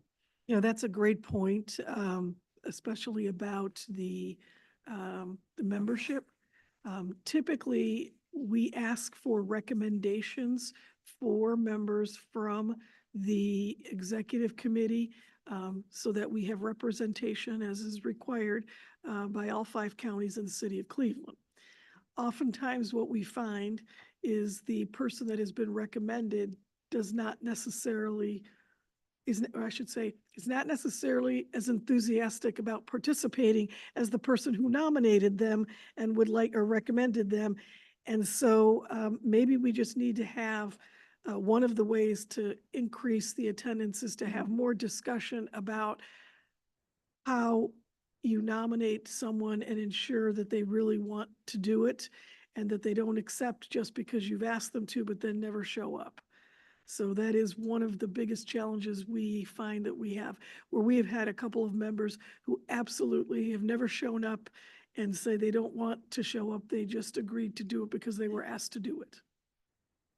And I guess, what is it they do? Is it just a discussion agenda? Are they having any meaningful, in their minds, impact on, I don't know, programming or suggestions that come to the board? Is there a way that I know the board is made up of a very prescribed set of positions, but again, is there opportunity for them to have more engagement with the board as that, a lot of times junior boards in particular, that's really important to them, is to be more connected to the real board. I think that would be a great idea. Having board members integrated into those councils and participating with them, I think would be a better draw for them. That's one way for us to do that. But to give you an idea of what we do at those meetings and how perhaps engaging it can be for the members, I'll give you an example of the Rural Advisory Council. So the Rural Advisory Council at one point was asked to evaluate the creation of a rural MPO. Because we had the ability, at that time, we had Geauga County and Medina County and parts of Lorraine who didn't feel that they were as connected to Cuyahoga or Lake County because of the population and even the urban parts of Lorraine. And so Governor Kasich at the time had now allowed these regional TPOs to form. And we brought it to the governance committee to say, do we want to think about forming something like this? The governance committee deferred it to the Rural Advisory Council. We spent 18 months at the Rural Advisory Council evaluating it. We had folks from different parts of the state that had already developed theirs come and talk to them. And at the end of the process, they did decline to create that rural and I call it MPO, but it's a TPO, the RTPOs. They declined to do that because they said that they really would not then have the capacity to do the work that was required. And they were satisfied overall and generally the way NOACA was working on their behalf. They just were looking for some further engagement with the rural folks. And so that's an example of, then they made the recommendation back to governance committee who didn't then take action.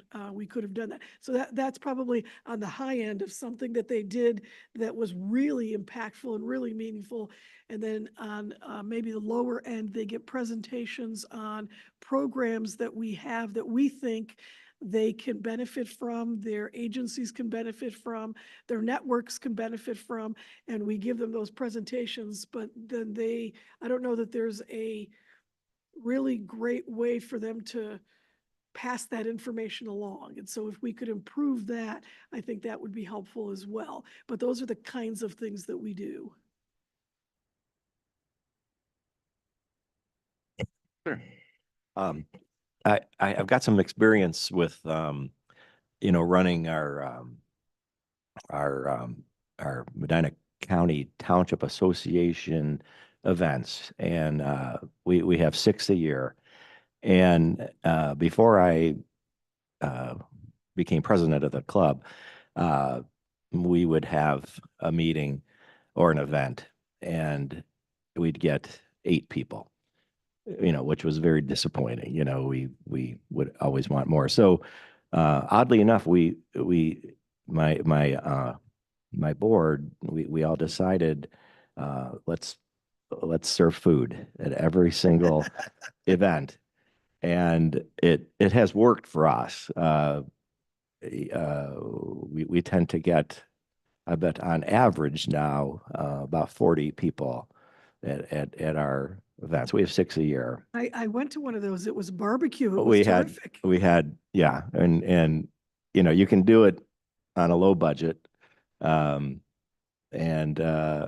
You can get volunteers and it works for us. And so now every event and sometimes it's just sub sandwiches, but other times it's a cookout. We gotta be careful about air quality if we do. Well, there you go. Right.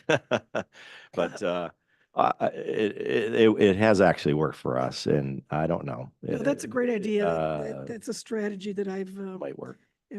employed for years on my different committees and such. But currently, we do not have food at those.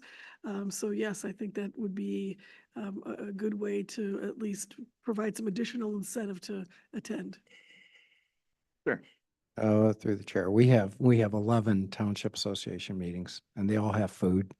So come out to Lorraine County. Been to yours too. You've been there. A couple of them, they've got really good Exactly. food too. The pies are great. Right. Now, I look at this and I see a business advisory council. Now, we've just really enacted a economic development subcommittee. How much of that takes over from what they are doing, or how is that going to make them more involved in this process? That's a great point. There is some crossover now, some even overlap between what the Economic Development Subcommittee is charged with doing and what the Business Advisory Committee was doing. So there's some discussion that can definitely be had about how to better focus them.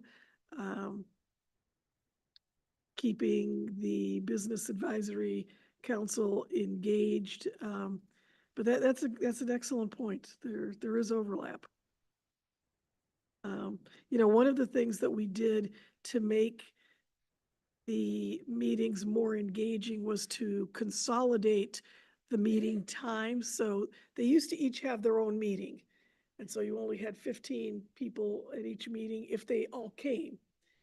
Then we consolidated it and said all 4 of them will meet at the same time. So now you've got a potential of 60 people attending, and they're not all going to be there. So, but even that hasn't worked to the extent that we would have liked to have worked it. They like it better that way because they feel that they have the ability to get the presentations and the information along with the other councils at the same time. So the business can have a discussion with the rural, and the rural can ensure that the community is engaged in their discussion. So the cross pollination, the cross training has been really good, but it still has not brought the level of membership attendance that we need. And that has been tried one time so far, correct? Or is it It has been this whole year. this whole year The that whole, you've done it this actually, the way? whole past year Okay. we did that. Yeah. I won't say it's terrible in terms of attendance, but it's definitely not a quorum at each meeting. Now, the way we're doing it, however, the way it was structured was that the councils are still separate councils. They just attend the same meeting. And so each one still has to have their own quorum.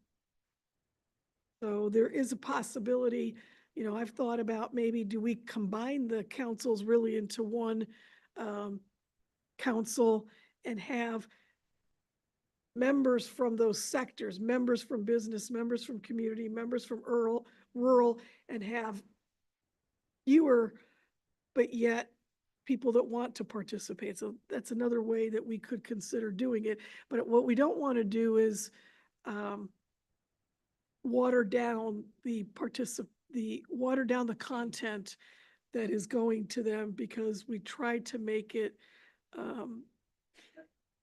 where it covers enough of NOACA and they all get some things that are the same, such as if we talk about the long-range plan, we've got meetings we'd like for them to help us publicize. That goes to all of the councils, but then some are unique to business. When we have it all together, we kind of make the agenda work for everyone. So we've tried a couple of things, but it would be helpful to hear more from the governance committee on possible, not only ways to have the attendance be greater in the current structure, but is there a different structure that perhaps we're not considering that we should consider? Yeah, I would believe that by bringing them together, you would have a better, again, you said cross-pollination, you'd have a better input. Even though you may be from rural, you may have this business input that you can share with the group. And then as that gets brought to the External Affairs Committee, regardless of where that thought came from, I think it's going to hopefully be something we can use at that level, that next step up. And I think with them being able to open and share in that regards, and knowing that they're going to come here for community advisory, and how that works, because some of them probably didn't know. We're also talking about attendance, especially, have you shown it being down each one this year that you've done it this way, or was the last meeting more heavily attended than the first one this year? When we initially consolidated the meeting, we had pretty good attendance, better than it is now. Then it started tapering off a little bit too. So I don't know if there's any rhyme or reason in a pattern that way. Again, we thought it would be helpful if we did that, but it wasn't as helpful as we had hoped in terms of getting the attendance. I think it's helpful for all the other reasons we just stated, and I'd like to keep doing it that way. I would not recommend going back to the individual meetings. I think those were not as productive. And we've done a survey of the councils, and they have indicated they prefer the joint meeting.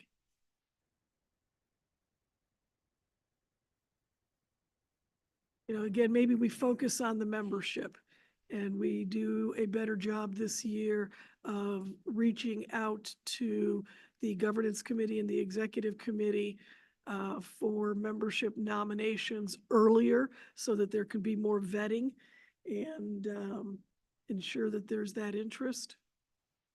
And sometimes it's not even just they find that there may have been an interest when they accepted, but then due to their demands of their regular jobs or the timing of the meetings, they're unable to attend. So maybe being a little more cognizant of making sure that they're able to attend the meetings on the schedules and putting that out there before the folks are appointed.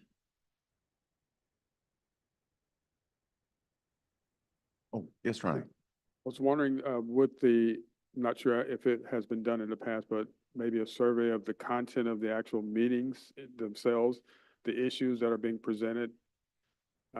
Maybe to get a survey of those members, council members, to find out exactly what is it that they may be lacking in something. They may say that, well, we're not having enough information within our agenda. And I'm thinking maybe the agenda itself could be an issue that we can look at or review with each of the councils. That's an excellent idea. We have not done that, I don't believe. So to put together a survey of the participants to better understand why they are not attending will absolutely help us zero in on making some positive changes.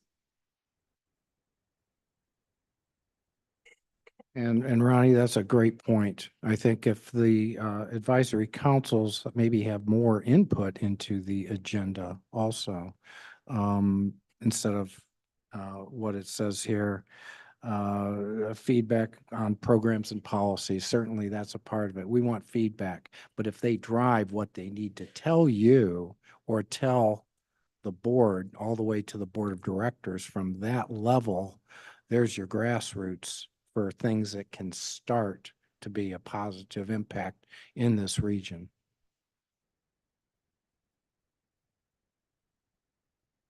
Excellent discussion. Grace, thank you. Ronnie, thank you. Anything further? No, thank you all for your comments. I think that's been very helpful and gives us a little bit better direction. And we will continue to keep you posted. We'll do the survey. We'll keep you posted on how this is progressing.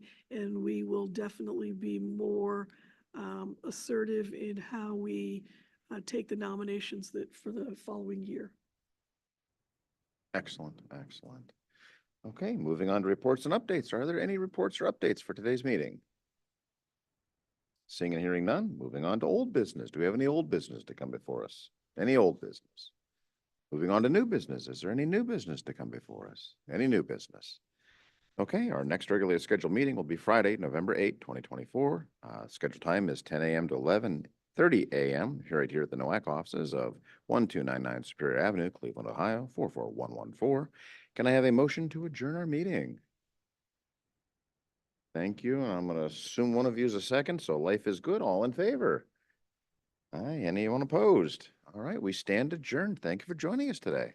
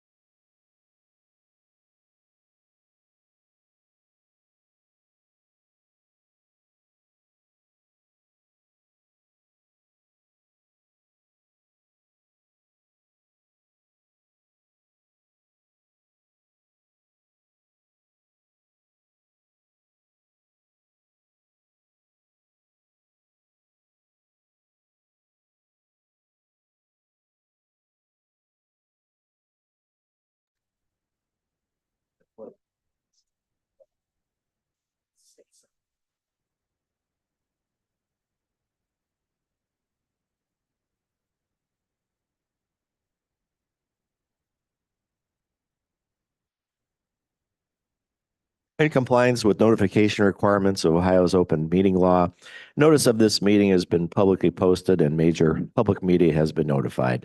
NOACA conducts its meetings according to Robert's Rules of Order. Actions during the meeting will be taken by voice vote. If any member feels a need to abstain from any vote due to a conflict of interest, he or she should state their intention to abstain when the matter is introduced by the chair for presentation for the record. Subsequently, that member shall not participate in any discussion of the matter for which a conflict exists. According to Robert's rules, absence from a meeting does not require a member to abstain from voting on the minutes. If the member still wishes to abstain, he or she should state their intention for the record. For the benefit of our guests from the public and for the recording of the meeting, please be sure to speak into the microphone. The microphones can be turned on and off using the gray button on top of them. They are on when the light is blue. Okay, so we have minutes to consider approving from our May the 10th meeting, and the chair will entertain a motion to approve. Second. Okay, thank you, Shane. We've got Debbie seconded the motion. Any discussion on the minutes at all? All those in favor, please say aye. Aye. Aye. Anyone opposed? All right, then minutes are approved from May the 10th. Move my sandwich here. Has anyone signed in to speak today? Public comment on the agenda items? No, okay. All right, then we'll move on to the next agenda item. We have a president's report next. Do we have an executive director's report? Just a very brief one. Thank you very much for the opportunity to share this information. On legislative and funding issues, some of you may already have heard about this and some of you are a part of this, but there was a big win for the region, nearly $130 million in the CPRG award, which is Climate Pollution Reduction Grant, for the Municipal Empowerment for Clean Energy and Conservation Project. $80 million went to Painesville, $30 million to Cuyahoga County, and $20 million to Cleveland. And this project develops solar facilities on brownfields and deactivates a coal plant. It was one of only 25 awards nationwide, and it was the sole award in Ohio. It was the third largest amongst local governments, 11th overall, and it was predicated on the Regional Priority Climate Action Plan, or the PCAP, that was submitted by NOACA in Cleveland in February. So this was the result. The PCAP was the result of all of the climate action work that we had done to date, and the PCAP is a prerequisite for any of the awards that we subsequently would receive. So this is a big win for the region, and just wanted to make sure that everyone is aware of that win and has the opportunity to congratulate Painesville, Cuyahoga County, and Cleveland. Where was the coal plant located? Painesville. Yeah, okay. Hey. Can I get a quick commercial in there? Yep, please, John. Just want to thank NOACA and the process that led to this successful grant application. About a year ago, there was a lot of contention, pushing and pulling to the right, to the left. I think this proves we got it right, that the language selected, the priorities selected were indeed proper. It also demonstrates that we can all work together when we have common goals and we can still maintain autonomy. What Cuyahoga County and the city of Cleveland would like to say and do is independent of what the city of Painesville is saying and doing, but we're all working together and we maintain our own identities. So I just want to enter that into the record and say thank you all for all the hard work that went on behind the scenes to get us to being able to be in the top 25 in the nation. I believe there were over 300 responsive applications and we came in the top. So well done to all who had a hand in this. Thank you. Very good. Okay, thank you, John. Thank you for your comments. Any other comments? That's quite a grant. Yeah. It is. What an accomplishment. Very good. Relative to our overall work program, I wanted to bring to your attention that the household travel survey which we anticipated a goal of 9,000 respondents. Unfortunately, we haven't reached that 9,000 yet. We are a little over 6,000. So we are going to continue the survey promotion and stakeholder solicitation. We're going to do it again beginning September 1st through October 31st. And the fall months have been historically effective from previous results, so we are looking forward to that. But I did want to bring to the attention of the board that we did not get the full 9,000 yet, and so we are going to keep trying. This sort of correlates with a conversation the president and I just had about some work that we are doing in trying to get people to know about NOACA a little bit more. We've had billboards, we've got some commercials on TV, getting people to understand who we are and what we do so that when they do get these surveys in the mail, they're wanting to participate, and they help us to do what we need to do to help them. I wanted to announce that the NOACA TLCI implementation program applications are opening soon. We will be accepting applications for implementation projects.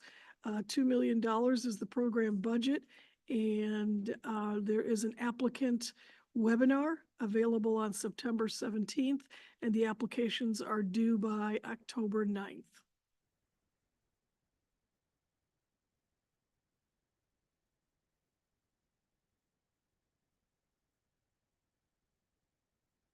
Right. That is it for my executive director's report. Thank you.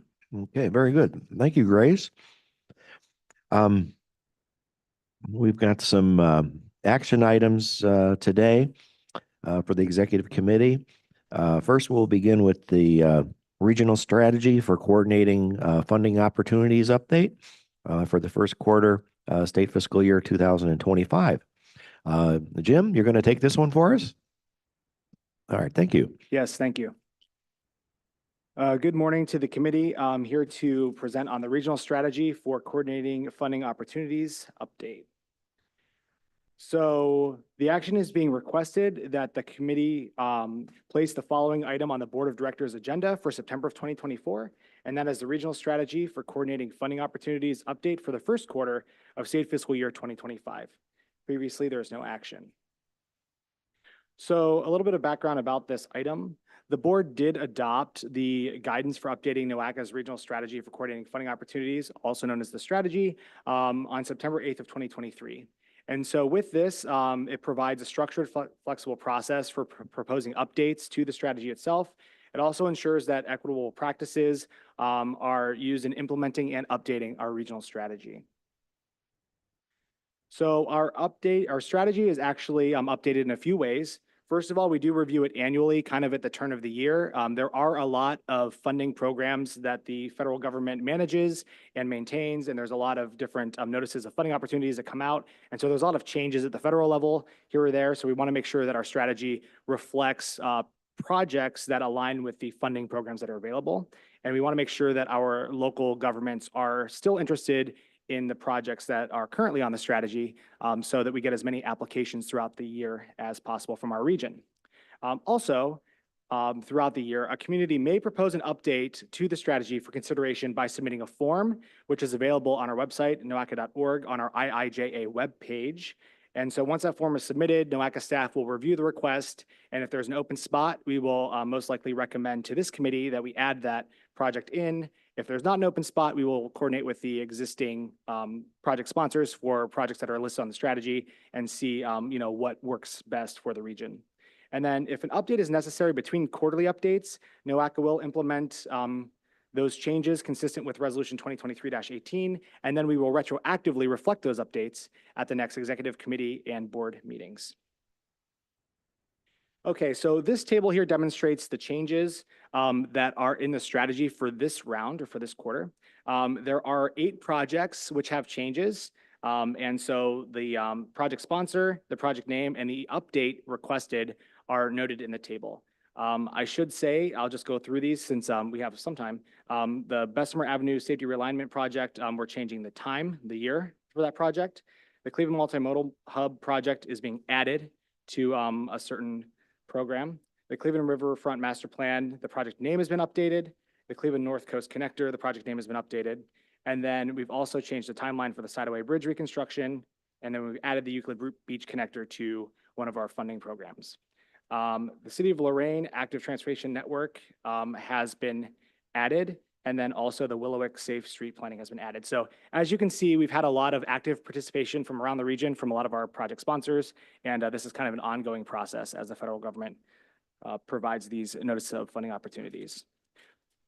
I should note then the strategy, which is in your packet, does have a marked up version. So that is the version that kind of is the track changes, if you will, of the strategy. And so those updates are in different font colors.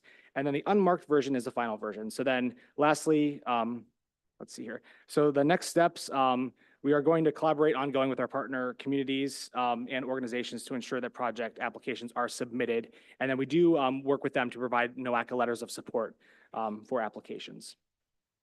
Okay, so that we are requesting that the executive committee place the following item on the Board of Directors agenda for September 2024. That is the Regional Strategy for Coordinating Funding Opportunities update. Okay, very good. Thank you, Jim. Can I have a motion to approve?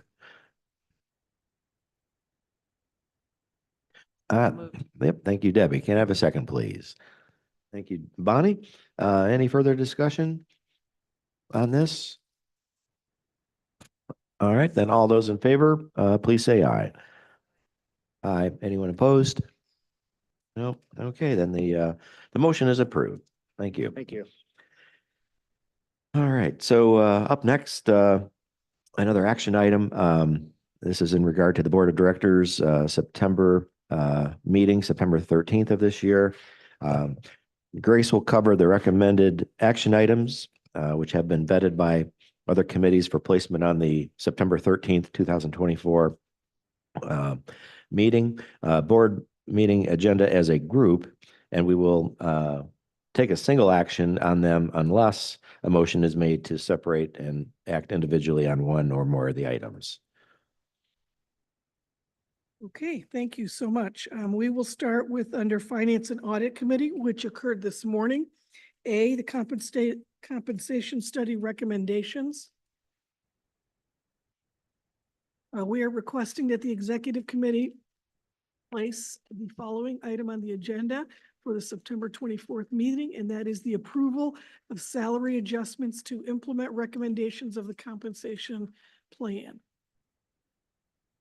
In February of 2024, NOACA contracted with Clemens Nelson and Associates to conduct a comprehensive compensation study. This was a result of discussion with the Finance Committee when developing the 2024 budget, whereby I had asked for an 8.7% increase of a COLA for staff due to inflation. And the Finance and Audit Committee was not comfortable of the genesis of that 8.7%, which we had taken as a team from the federal government Social Security increase. And so they requested a comprehensive compensation study be done to give them more of a direction on what or how much the increases ought to be. The consultant conducted a market study. They sent out surveys to 30 MPOs, City of Cleveland and ODOT, as well as they sent out 30 of them, but only received 14 respondents. And although that may seem low, it is actually just about on target for what they would have expected and what they have seen in other circumstances. They reviewed and analyzed the job classifications that we currently have, the pay structure and the salaries, and they developed a compensation plan and structure. They also recommended a one-time adjustment of salaries to bring into alignment with market. The pay range minimum and maximum are slightly above, but mostly in line with market minimum and maximum. The issue is where staff then falls within those ranges and trying to ensure that staff that are here within the agency already have some level of increase within that range. And so the estimated cost to implement that is $150,000. We did have some robust discussion at the Finance and Audit Committee this morning about it. One of the requests from the Finance and Audit Committee is to send the full report to the entire board as soon as we can. So to be significantly ahead of the board meeting. And we also had discussion about having Clemens Nelson include the Cuyahoga County Planning Commission as one of the organizations to be surveyed. So they will do that and include those results as well. Any questions? Okay, moving on then. The state fiscal year 2024 OWP completion report. This is something that we do annually, and although it is required, I often say that whether or not it's required, it's good business practice to take a look at what you have done over the year in terms of the projects and what the completion rates are and compare that to the budget. So in essence, it's a budget to actual full report. And oops, going crazy. There we go. The OW completion report overview, before I get into that detail, also lets us reward staff because this is done in conjunction with their performance plans. I also want to stress that this is the time for myself to thank and to acknowledge the board and the staff for all of the work they do in helping us achieve the project outputs for the OWP. I especially want to recognize all of the hard work of staff over the year. This is the time to applaud them, particularly because we have not been at full staffing, and so many staff have had to take on additional responsibilities.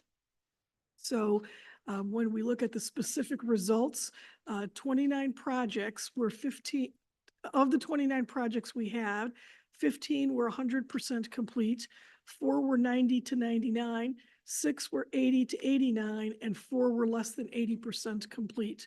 So the average completion rate is 89%.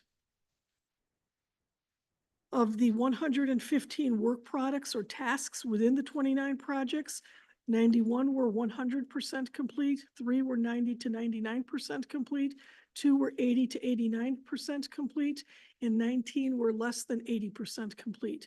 So the agency task completion rate was also 89%. Financial impact, approximately 52% of the budget was expended, and unspent funds will be carried forward for fiscal year 2025, including encumbrances and contracts. We do have an item on the agenda later that speaks to a large number expenditure that we will be reallocating some of those unexpended funds and being able to move forward with this project. The carry forward will also be discussed in the next item. So the percent of funds, when you consider both expended and encumbered, is 70%, and 52 again is the percent of the budget expended when you're looking at it from a cash perspective, cash out the door payments. Any questions on the completion report? Grace? Yes. So on any of the projects, let's say that, were not completed, what would be, maybe some of the reasons why a project would not be completed? I mean, So, maybe, sure, maybe beyond the agency's control or comment on that yeah, maybe. sometimes it's beyond the agency's control. We saw that during COVID, where we had to put projects on hold because we didn't have the regular traffic patterns to work with. We have some residual impact of COVID where projects have been delayed, and now we're playing catch up a little bit.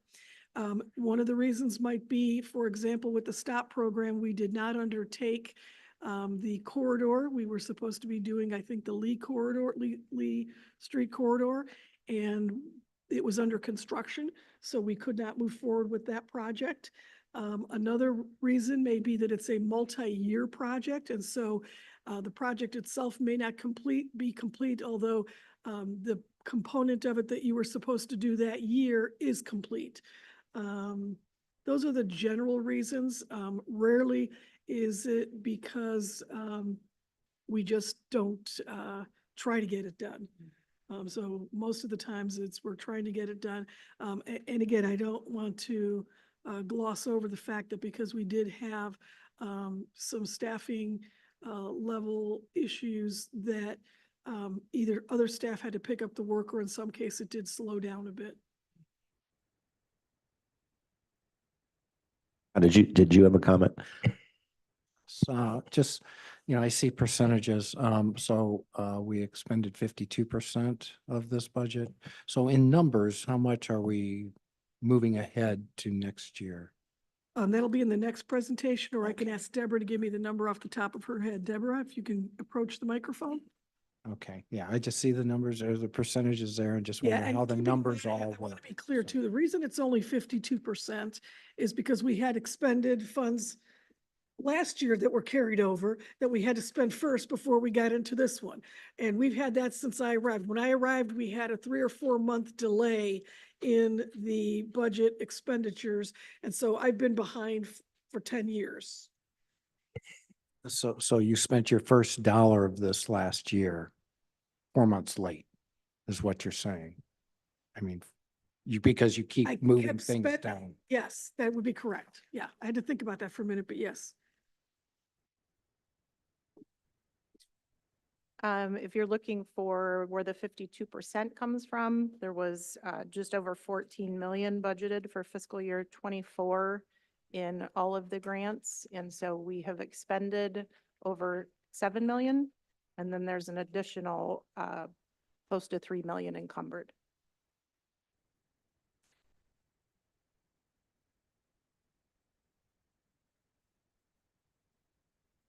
Anything else?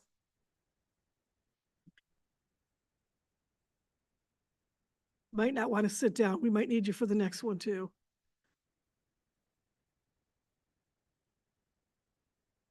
So any further questions?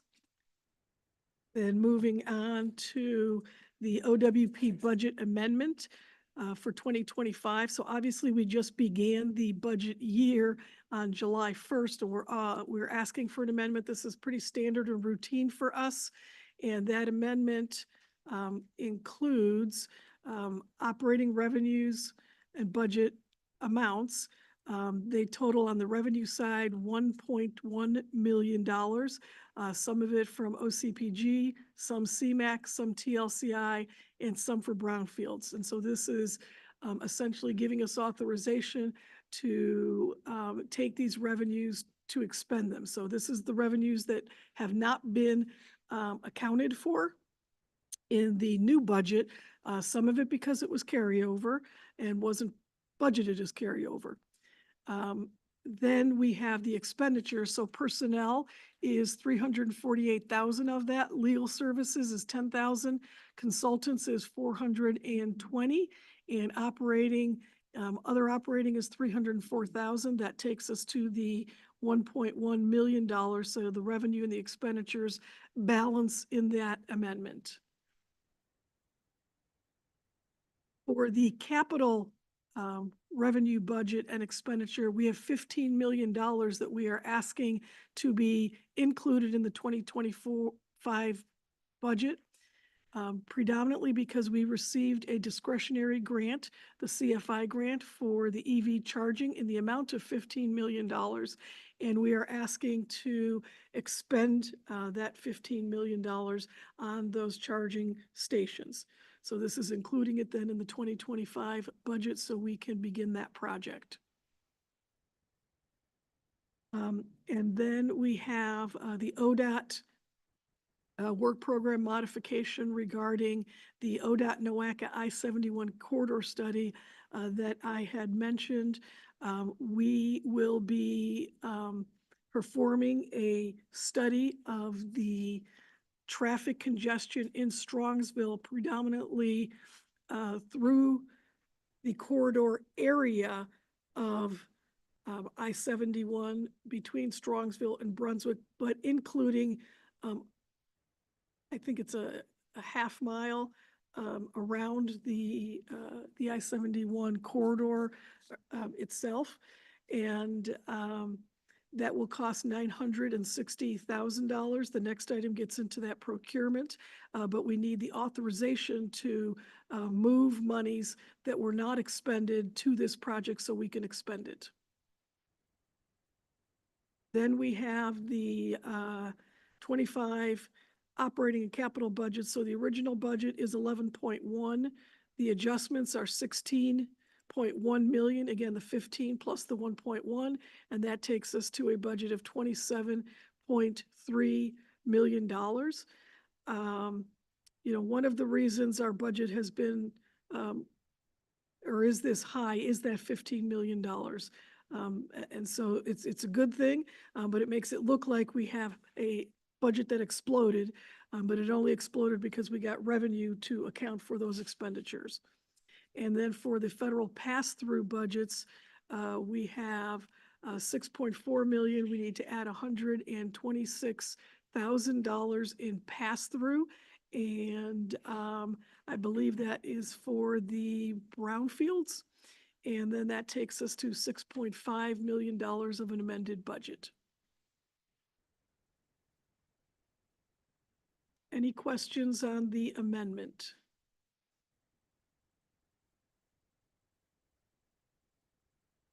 And again, the amendment, we are trying to take some of those unencumbered, unallocated funds that are carryover and put them in place to be spent.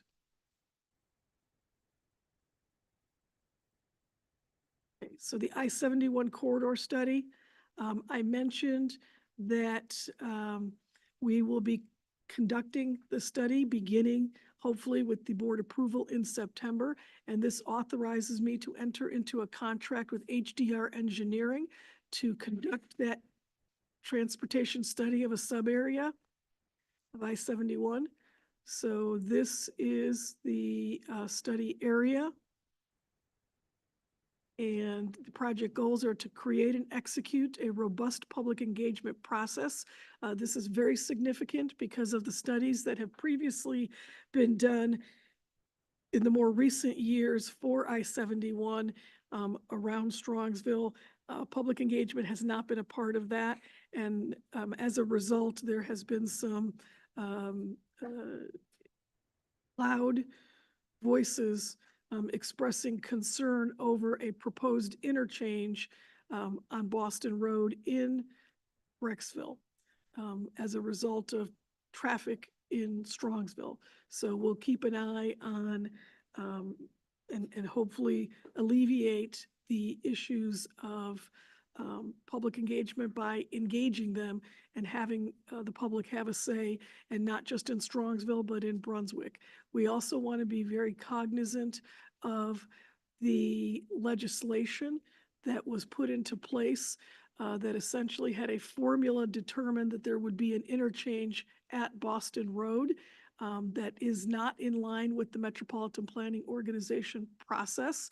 And again, this should alleviate that concern that we will do a study to try and come up with a strategic plan for implementation of those selected alternatives and ensure that the recommendations meet the needs of all communities, or at least does no harm to the other communities and solves the problems of Strongsville.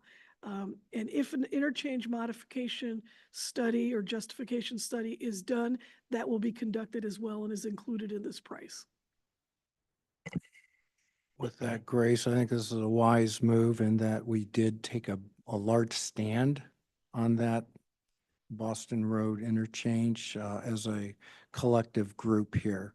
So it's a wise move to move forward, get that community involvement in what needs to happen, and take that wide look of that whole area to see how that can have a potential fix to it. So very good. Yeah, thank you. This is very important for us, and we want to also acknowledge ODOT for being a good partner in helping us move this forward. When it comes to the procurement itself, we had the proposal posted for about 4 weeks. We received 2 proposals. The evaluation team was 50% NOACA and 50% ODOT staff, and the recommended vendor then is HDR Engineering. Their subconsultants are Lawhorn and Associates, Murphy Epson, National Engineering and Architectural Services, Inc.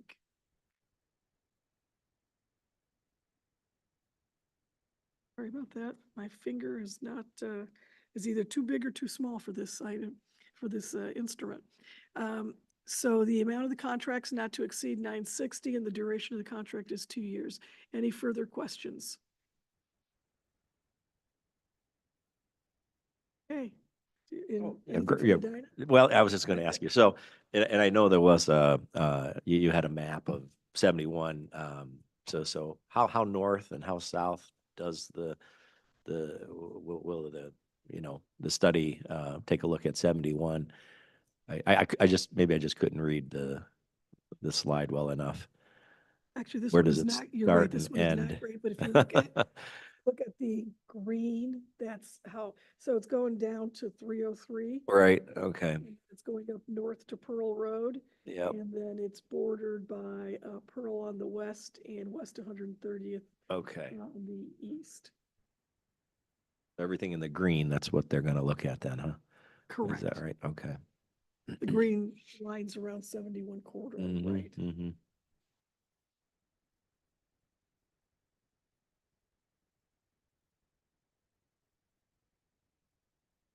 Okay, any further questions?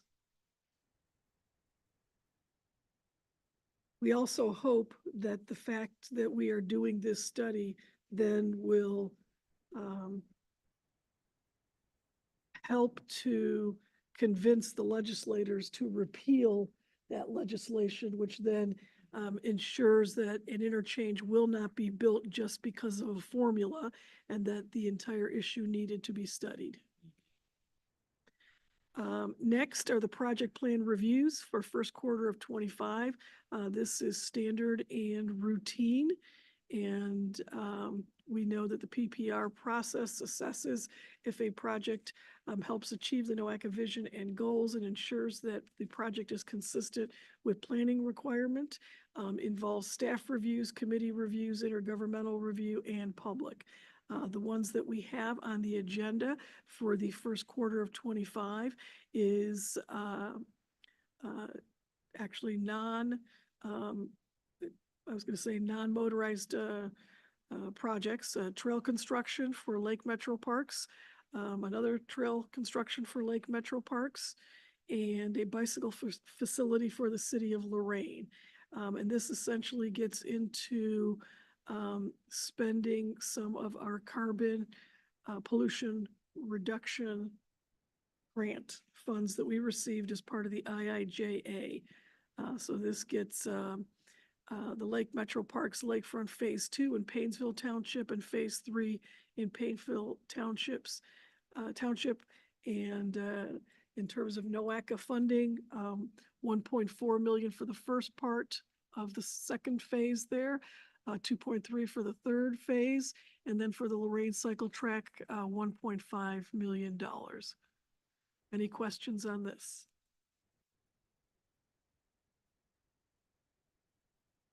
Okay, then that takes us to the plan and tip amendments for the first quarter of 25. These 3 projects that we just discussed that are shared use paths, we just discussed them, so there's no need to go into the detail, but there will be added both to the plan and the tip. Also, for a tip amendment, we have a signal project and a bridge project, both in Cuyahoga County. One is signals at Richmond Road, and that was a result of a project scope, and the project cost exceeds the change in the cost threshold. And then the bridge in Cuyahoga County, which is Rockside Road bridges. The project funding is being revised to reflect that we are taking an SIB loan to finance the project. So we have been working on that agreement, and it is just about complete, ready to be signed off. In fact, I think Cuyahoga County has already signed off on it. Now we will do the final signing. Also, we have a bridge project in Cuyahoga County, Garfield Parkway Bridge, that has been reclassified. A Interbelt curve component of the Interbelt project for the project cost. And another roadway project, Cuyahoga County, Interstate Route 77. This is a major rehab along I-77 from Cuyahoga River Valley to south of Grant Avenue in Cuyahoga Heights. And this is related to project cost exceeds change in the cost threshold. Few additional projects, Bridge, Cuyahoga County 77, a revision from project funding to reflect a Garvey commitment. This is for ODAT. Under roadway, again, I-77, this is to include a new phase and funding that was added to the project for $98 million. Large projects have large dollar amounts, as you can see. And then in Lake County, for Interstate 90 from Kirtland Road to Morley Road in Willoughby, Mentor, Kirtland Hills, and Concord Township. It's to replace unbonded concrete overlay. This is 3.6 million, and the project cost exceeds the change in the threshold. So these are the list of projects for the first quarter of 2025. Any questions? You know, you watch these bridge projects, and they're just absolutely amazing. I can see why they're so expensive, but you know, sometimes a bridge in our area just needs replacing after a while. Sometimes repair. Does anybody know what the average lifespan of a bridge in Northeast Ohio is? The average lifespan on the books is supposed to be 50 years. I can't, and that includes having to do midlife overhauls and other maintenance to it. You know, it's an interesting question because there certainly is impact to Northeast Ohio bridges based on weather, but I don't know that I've ever seen any lifespans that are specifically predicated by some change due to that. Have you ever seen that, Debbie? I've never, I mean, it seems logical and reasonable, but I've never seen it. They just say 50 years, and that's what you're looking at primarily for funding purposes, bonding purposes. So if the bridge is to last 50 years, then you can bond for 50 years or some such, you know, ratio. But when it comes to the impacts of the snow and the cold, it ends up being rolled into the maintenance. And I was going to say Bonnie might have a better answer, being on the operations side a lot more. So I just don't have a good answer. I think there comes a point in time with the bridges, you know, it's probably more cost effective to just replace it, you know, versus trying to repair. I mean, I see some brand new ones going up, and then sometimes they're putting up a brand new bridge next to the old bridge, you know, in different areas. And Well, I'm sure a lot of that has to do with maintenance of traffic, you know, and just making sure on some of these major corridors. So Yeah. Interbelt, you know, that you can keep traffic flowing. So right. hard to take things out of service. Just the technology, I think, involved in putting one of these things up is just amazing when you know, looking at the massive steel girders and the columns that have to be put up, and then the cranes, you know, I mean, the power involved in moving all this heavy material is just amazing, really. Okay. Next, we have some FPA boundary and prescription modification requests. This one is in Lorain County. And it involves Lorraine County and the Northeast Ohio Regional Sewer District. This is the southwest boundary and prescription modification request for South Boone Road in Columbia Township.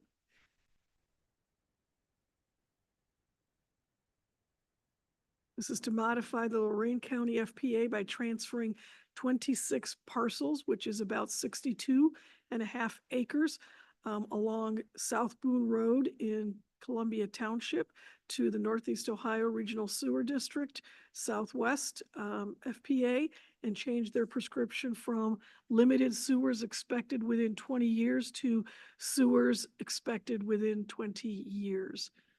This item was recommended by the Water Quality Subcommittee and the Planning and Programming Committee. It's to allow lateral sewers to connect to sanitary sewers. The applicant was the Lorraine County Sanitary Engineer. I mentioned the parcel area already, the current FPA, the proposed, and it has been supported by all parties. These are the maps.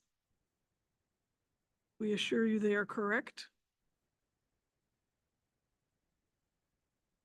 The FPA modification request then is to go ahead and transfer those 26 parcels. It is consistent with Clean Water 2020. That is our analysis, and so we recommend it. Is there any question or questions?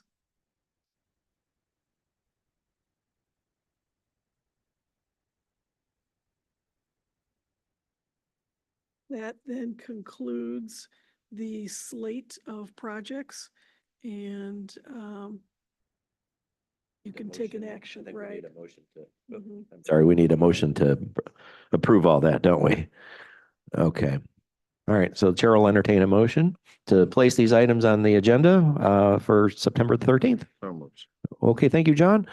Hammercheck made the motion and John Gall seconds the motion. Any further discussion on all that? That's a lot of information. We'll have a busy board meeting in September. All those in favor, please say aye. Aye. Aye. Anyone opposed? Okay. The motion passes. Very good. All right. Do we have any discussion items, any presentations for today? The next executive No. committee meeting is November 8th, 2024, but I also want to bring to your attention for the next board meeting, we will not only have the regular board meeting, but we will have the annual meeting on that same day. So we do have, as long as this agenda looks, it's actually a shortened version of our usual agenda. And so we expect that the board meeting will take place from 9 o'clock to 11 o'clock.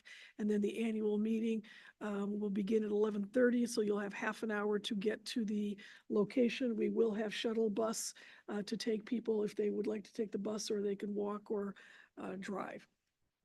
Okay. It is at the convention center. Regular board meeting is here. Regular board meeting is here, convention center, and we have that half hour in between to get there. Mm-hmm. Okay. Looking forward to it. All right. Okay. Thank you, Grace. All right. I would like to have an executive session today. I want to update the executive committee on the investigation.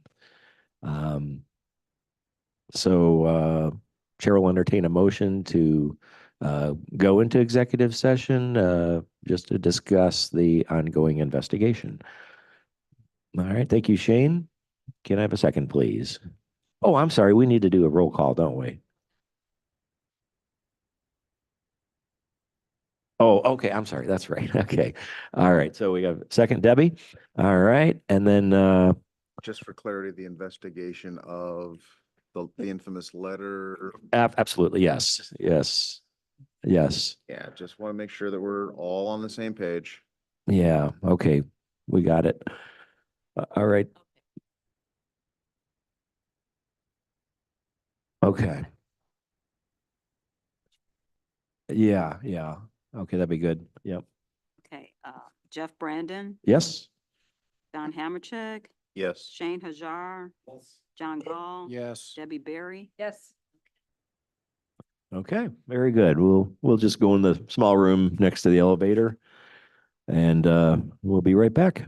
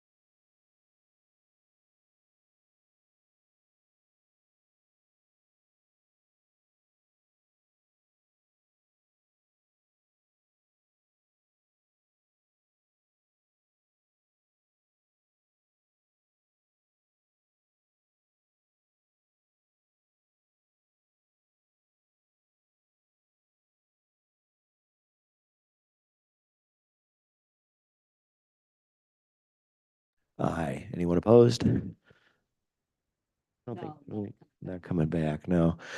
All right, then the motion passes. We're out of executive. We're back in public here. Thank you. All right, what are we doing next here? Let's see. All right, any other reports or updates for today? No, okay.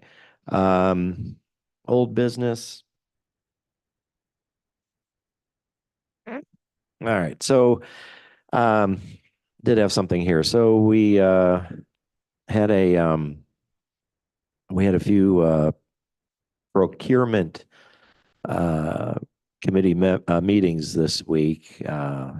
3 mornings we met via Zoom, and we spoke with 3 different law firms as we need some new legal representation here for the agency.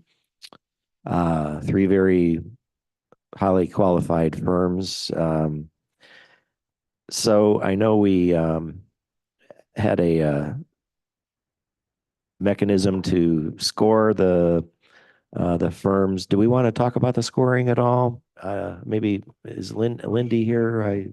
Maybe she can Sure, we help can. us with this. Lindy, if you want to get to the microphone, or if you can also invite committee forward if you wanted to. Right, absolutely.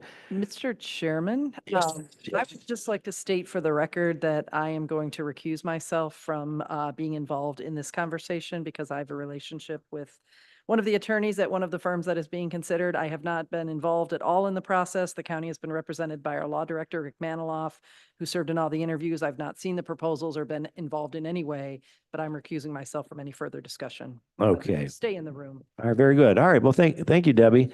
Appreciate that. Yeah, Lindy, what kind of results did you get from Well, we from the did the committee? scoring for the round 1, which were the proposals, and then from the interviews. And the scoring is very close for the 3 firms. There's a differential of like 5 points between the lowest and the highest on the interview side. Okay. All right. Yeah, Differential and was higher on the proposal round 1. It was a differential of about 46 points, so. okay. So I believe the procurement committee actually consisted of everybody here from the executive committee, and then we also had some members of our NOACA staff that also participated. So any comments you want to talk about the interviews? Any comments from anybody? And that would include any of the NOACA staff that participated. Lindy, what do you think about it? Well, we're missing, so we're missing 3 of the staff members today. We don't have Stacy Bauer, we don't have Wright Parks, our procurement consultant is unable to be here, and then Liz Barlick also is not in attendance. So we have Okay. a portion of the staff side. Okay. What do we want to do next to move forward here? Any ideas from committee members? Yes, Shane? I apologize. Did the actual numeric results go out or no? No, I haven't sent them out. I wasn't sure if we were going to actually discuss details about the process today or if we were going to defer to, I know we have questions about open meetings and the group that's together. So I didn't know if we were going to discuss today or try and defer to another public meeting or regular evaluation meeting in the future. I think we have a couple options, so I didn't want to overstep. And Lindy, did you want to mention that there were several members who missed some of the meetings and therefore their scores were not included? Correct. In the interview part, I did not get scores from one person. And then I know Shane, you said you had, because of the storms, technical difficulties with you were not at the Wednesday meeting, I believe, right? So I got partial scores from you, so. Mhm. Okay. Well, uh, I, I think time is of the essence. I think we need to, make a decision. NOACA needs a new law firm to, represent the agency here. Do we want to, now that we've had more time to, think about the interviews, what does the committee think about maybe doing a rescoring since the scoring was close? Any thoughts on that? Sir? Bonnie? Go ahead, John. I was gonna say, Lindy, that it sounds like there was no clear winner, no clear loser. If they're within 5 of each other, The second round was a differential of 5 points. It really closed the gap. The first round of scoring of the proposals was just based on the written proposals themselves. It was a differential of 46 points. okay. Thank you, ma'am. Mm-hmm. Thank you, Bonnie. Bonnie? Chair, I guess I would recommend, obviously up for discussion, but maybe with the committee that we all meet as a group, Mhm. like we did, Mhm. and go over the scores and have a discussion and then make a determination based on that. And we can bring that recommendation back, if appropriate, to the full board. And maybe there needs to be a motion here that whatever that result is, we have that discussion at the full board.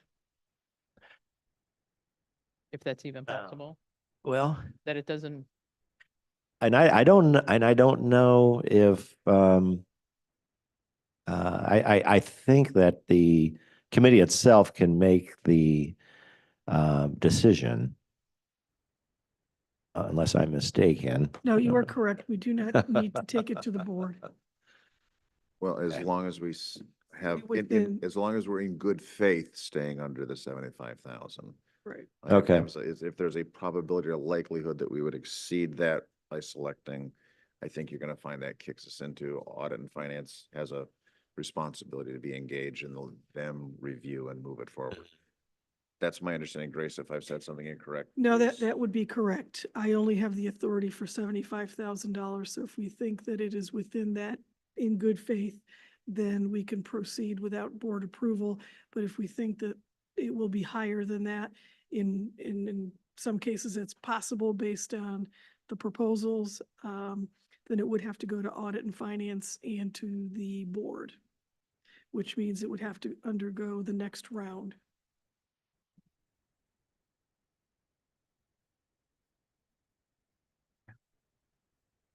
Lindy, Well, oh, Shane? Lindy, since we are in a public meeting, is it acceptable to have her present the results of our survey?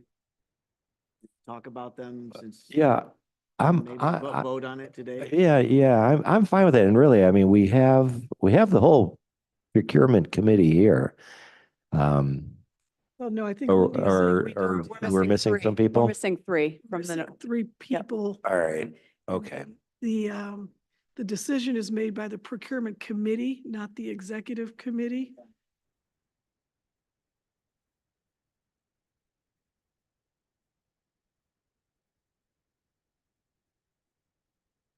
Well, so are we going to, do we want to schedule another meeting with the procurement committee to make the decision and not do it today? I'm sensing that's what the executive committee wants to do. I think so. We're also missing some executive committee members who were part of the interviews, such as Commissioner Rydell and Rick Maniloff. who was acting on behalf of Executive Chris Ronayne. So it may make sense to have another meeting just to ensure that all the members of the procurement committee can be part of that discussion.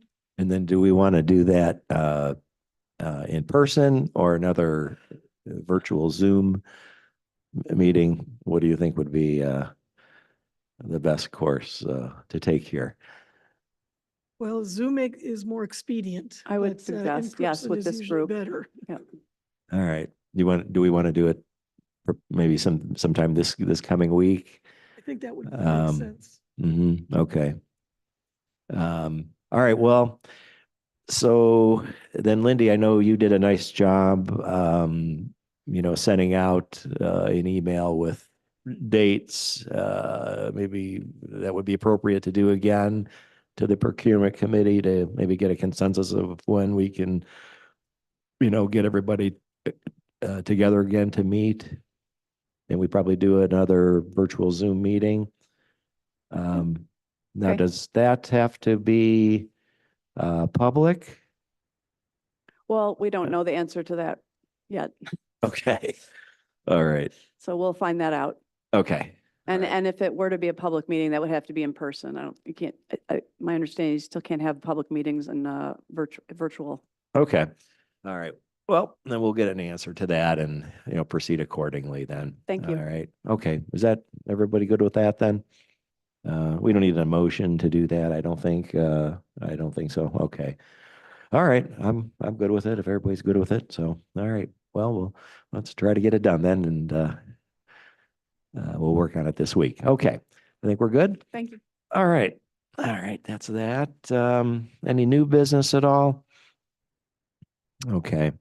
Well, then Chair will entertain a motion to adjourn. Okay, John Hammercheck. I got a second here by Shane. All those in favor, please say aye.